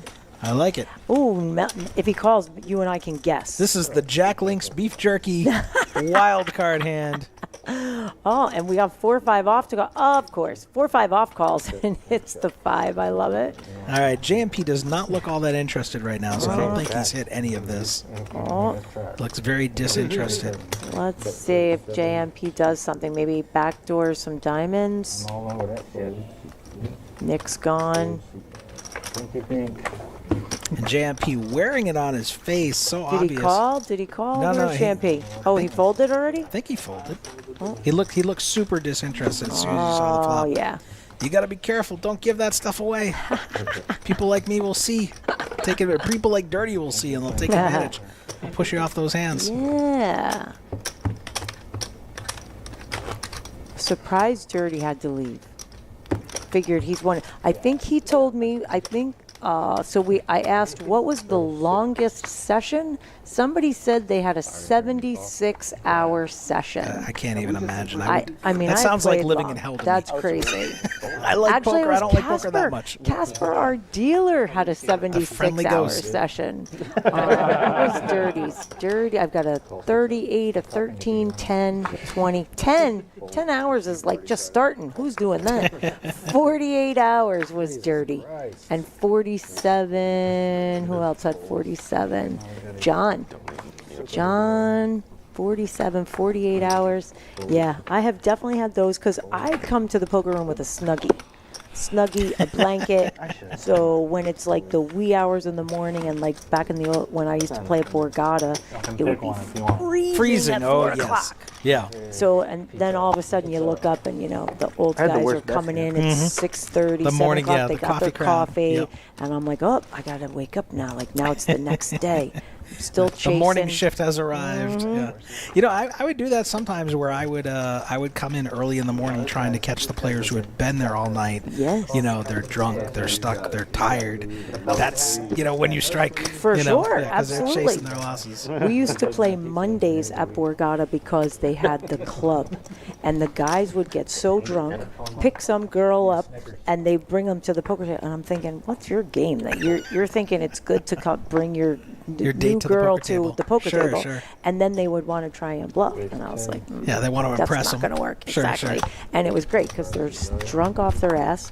Most of the grinders at Borgata, we all played Monday nights. It was a big fun time. All right, so we now got we've got some actual hands. What Joe, the heck? Joe raising it up with the Queen 10, JMP with a 3-bet, a small 3-bet. Nice. Skywalker Pocket coming along with the sevens. 8-7. Did the Ace Queen fold? No. Get out of here. What For just happened? $25? Did somebody have to go to the bathroom? Maybe the card reader was wrong. Maybe. Can't imagine though. I mean, Nick's calling with King 4 here. Heck yeah. He's got clubs.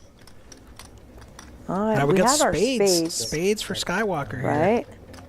Yeah. And not a Spades. not Sevens a is terrible board for sevens, but facing 3 opponents. Yeah. You hate to see that overcard. think If you were heads maybe up, you can see bet that one. For but sure. And now, Joe with the open ender. and Lucas has gut shot and spades. Yep.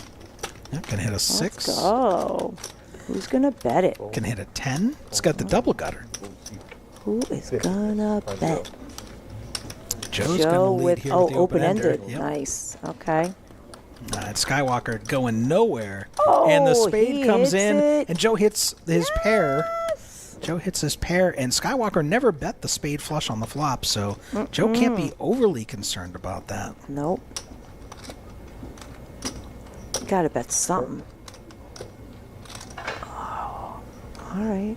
Skywalker trying to think, well, how can I get How value much here? value can I get? $203 He's betting probably pot. too big maybe here. Yeah, I think he's I might go betting half. 70. I might go 75. That's what I was thinking. Yeah, 75, 80. I think that's a number. Oh, 85. Okay, that's not. I think he pulled some okay. back. He put out the 100 and took 15 back. Gotcha. Okay. 85. I like that bet. Yeah. I like think that bet. that might get a curiosity call here out of Joe. He's thinking about it. Doesn't want to fold. Ooh. All right, okay. good fold, sir. All right. He sniffs it out. Nice job, Lucas. Woohoo!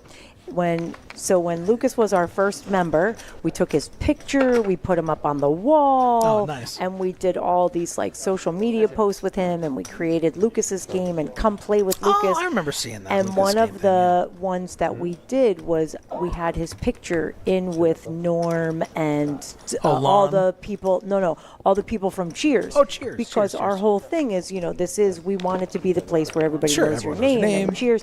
It was so funny when I asked Patty, who was our social media girl, I said, listen, I want it to be like Cheers here. This is the feel we're going. She's like, what's Cheers? She kept sending me pictures with cheers of like Cheerleaders? cups and cheers like you're making a toast. Oh. And I was like, no, Cheers, the TV show. it's a different generation. Oh, Maron. Yes, yeah. yes. I felt so old. I had to send her. I'm like, no, this is what Cheers is. You're like, nano. Exactly. It was so funny. I felt 100. But then she did a great job. I loved it. She put his face like right in the post, and it was awesome. He was with the Cheers gang. That's awesome. Yeah. Oh, 6-8 suited. I like that. But he's just calling. Oh no, you If got you're to gonna raise play that, with you that, gotta, Lucas. you want to raise with it so you can represent other boards. I And if you hit, love- they're never going to put you on it. But JMP with the mystery hand again. What? 3-betting to 35 here. Nobody wants to fold. Ace-3 offsuit. No. Just snapping here. I don't know. Well, he's on the button, I guess, but. And he Joe, knows people 5-3. don't play the ace. Oh. Ooh, go. spicy. Checkers. What does JMP have? Well, he Joe doesn't have an hits ace. a 5. Doesn't have an ace because he was the 3-better here. Yeah. Nick gonna bet his ace on the button. Joe with a backdoor wheel draw and backdoor 2-pair and trips draw. JMP. Calls with the mystery hand. What do you think he's got? Queen Jack?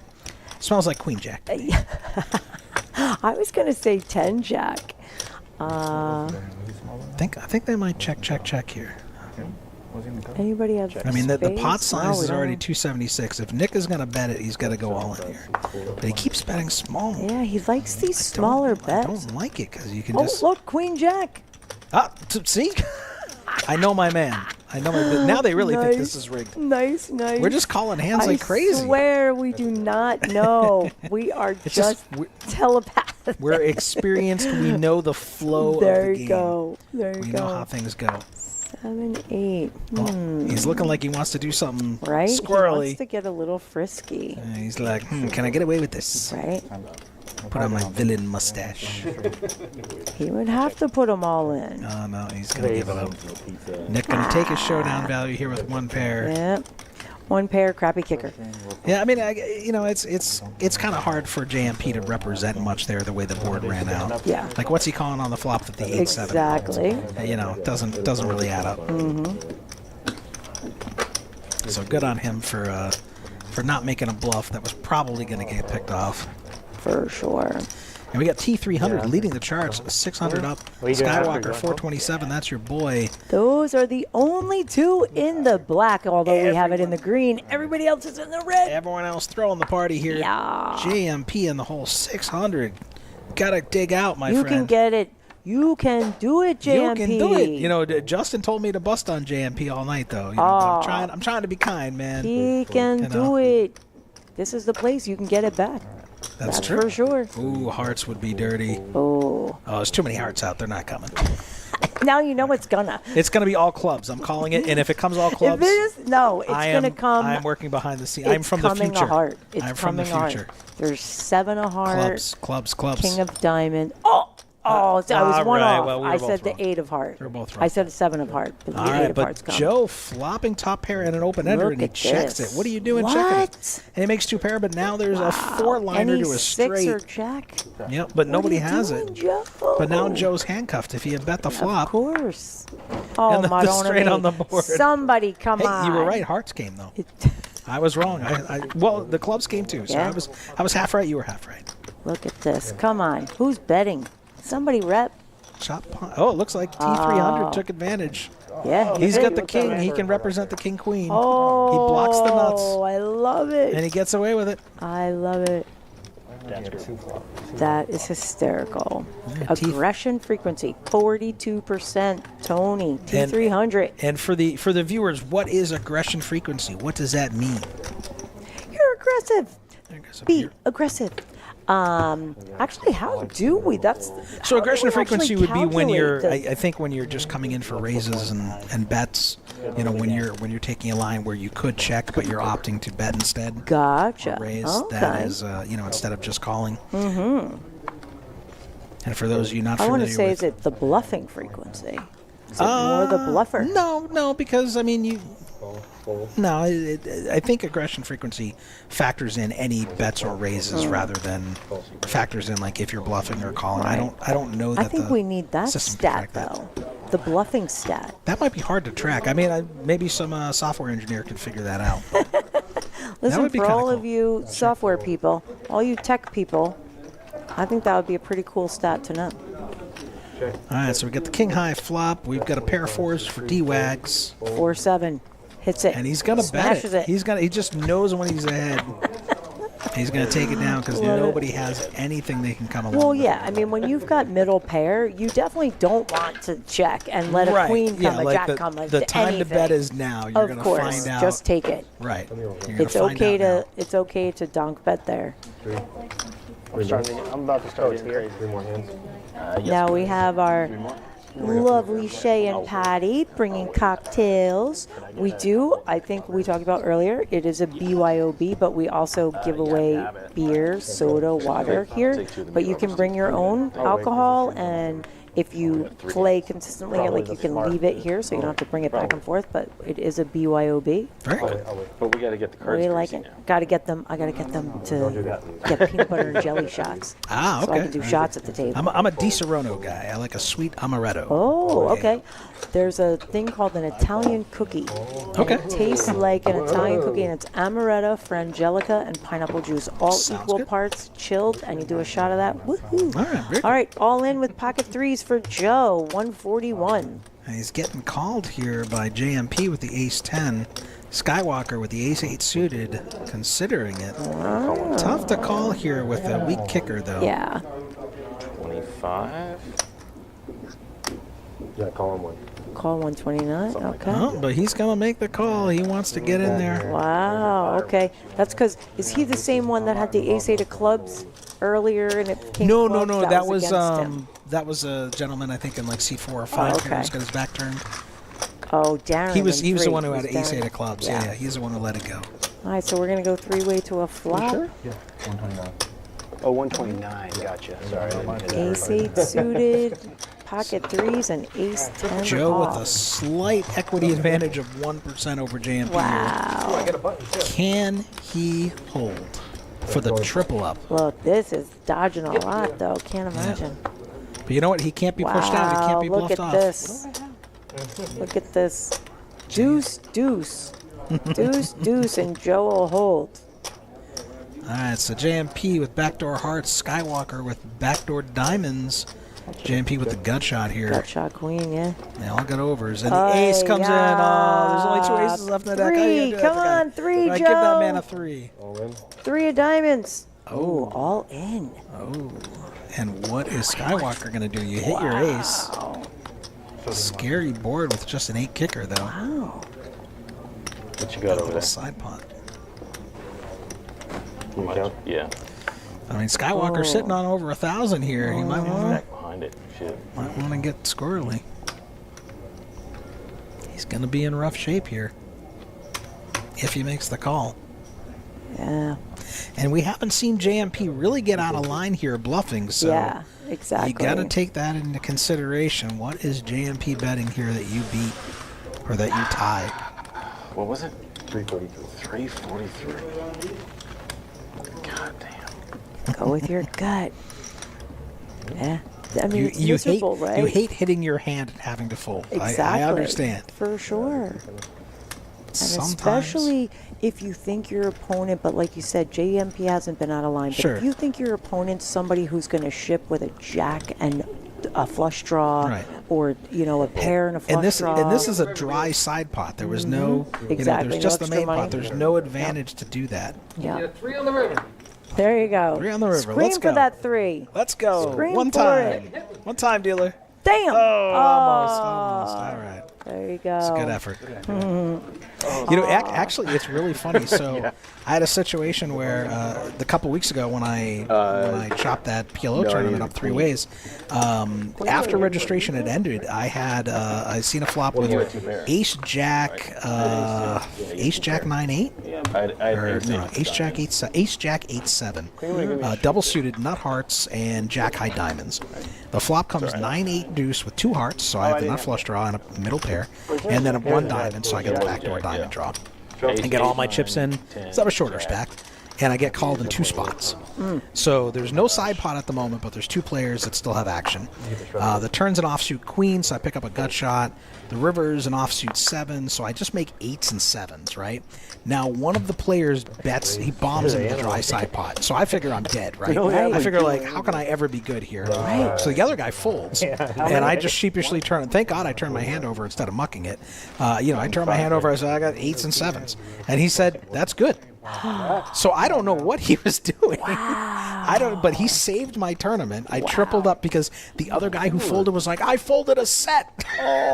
So that allowed me to go to that final table and win $2,000. So thank you, sir, for betting that dry side pot.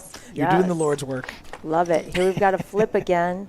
Pocket pair versus ace king. Everyone loves deuces. Yep. Wow. Oh. Did he just bet 100? JMP just grabs chips and bets immediately. Yeah. Yeah, I know. Said he will take it. Yes. He said, now I've got chips. I want a big pot. I'm ready to bet. Skywalker not ready to let it go just yet. No. Does have the 2 overs. doesn't He like can to- get there. Yup. He did not. JMP not afraid to continue firing. Can't And he control bets himself. 30. He's He giggling. down bet. That's he a down massive bet down from bet. 100 to 30 into a 30. $400 What are pot. you going to do, Lucas? And now Skywalker can Come on, never raise fold. him. No, you can't just call. Well, he's got position. Just trying to get there. Interesting. Look, JMP. Interesting. 6 changes nothing. Gonna bet 50. Just gonna bet 50. I'm Think from the he might future. check? Bet 50. Bet 50. Oh, 125 is tight. 125. Oh, he goes big. Okay, I thought he was just gonna bet 50 here. Come over the top, Lucas. You know, and Go all in. sometimes players that are prone to bluffing. Did a he lot, say all in? No, he called. He just called. He called. He just doesn't believe him. No. Oh. Damn. Damn. Yeah, he don't want to. It's one for the dark side. Yeah. See, now JMP just went from being I think he was the one throwing the party. He lost the most, Yep. and now He's I think getting out Lucas of the hole. isn't going He's to be getting in out the of the green hole. anymore. Dang. That's the way it goes sometimes. It's all right. It's all right. Sometimes, we like to hero call, and it's just, and again, getting into the game. He's still new to the game. Sure. And when you think these people are just always going to bluff, because we know Your how ace king many can be good there sometimes. Absolutely. Sure. A ton of times somebody missed clubs or somebody missed a draw there. And it's like, but you can't always. Yes. Yeah. I think he's finding that balance. Think about all the losses of these things. Think about the Relax, dude. Wait, is this the last one? 110, yes, this will be the last one. Scan those real quick. Last hour, right? 110. 110. Call C1. Why not? JMP and Lucas again. JMP raised, and Lucas called with ace-7 of clubs. And JMP constantly having the mystery hand. I here. know. What's Do going we on? think he's hiding it, or maybe there might be something off with his cards look like they're on the reader. Maybe the reader's off. Maybe, yeah, it could be an issue with the reader. Could be. Or maybe he just keeps getting the same 2 cards that don't read well. Ooh, spicy. Skywalker flopping the flush draw here. Yep, and JMP raised. Oh, and it went check. He's feeling hurt from that last hand, and now JMP gonna strike here, making a big bet. Looks like Lucas is not folding. Skywalker not feeling good now. You can see the frustration on his face. He's like puts it in. He's definitely not happy about folding there. Puts it in angrily. There it is. He got there. There it is. All right, 1 for Skywalker. And JMP showing the ace-queen here. Can't blame him for taking a stab. But he's going to slow down now. Skywalker, will he go for value? If his opponent has a full house, he's betting it on the river, so you got to go for value. Yeah. Can't be afraid. Something. Okay. Especially if they have trips, you want to get value. Sure. What to do?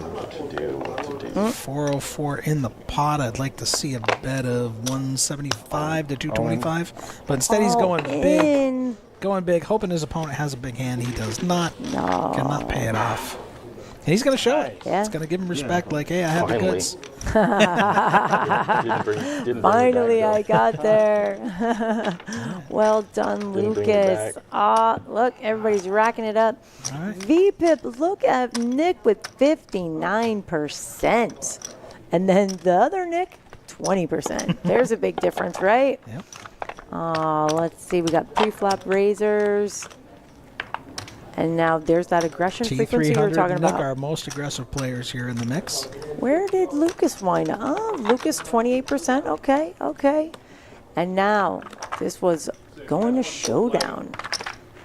D-Wags 4%. I love it. 4%. And T300 is our big winner, $652 up top. He made profits. Lucas, woohoo, $140. And Nick cut those losses down. I think he was down over 600. JMP cut his losses. Yes. Quite a bit there too. Yeah. He was down quite a bit. Perfect. Well, that is going to wrap it up for us tonight here at the Royal Card Club. We hope you all had a great time. We thank you so much for joining us. Get on our socials. We are the Royal Card Club Austin. Facebook, Twitter, TikTok, everything you can imagine. Instagram, do our Instagram challenge. Come on in and play at the Royal Card Club in Austin. Thank you.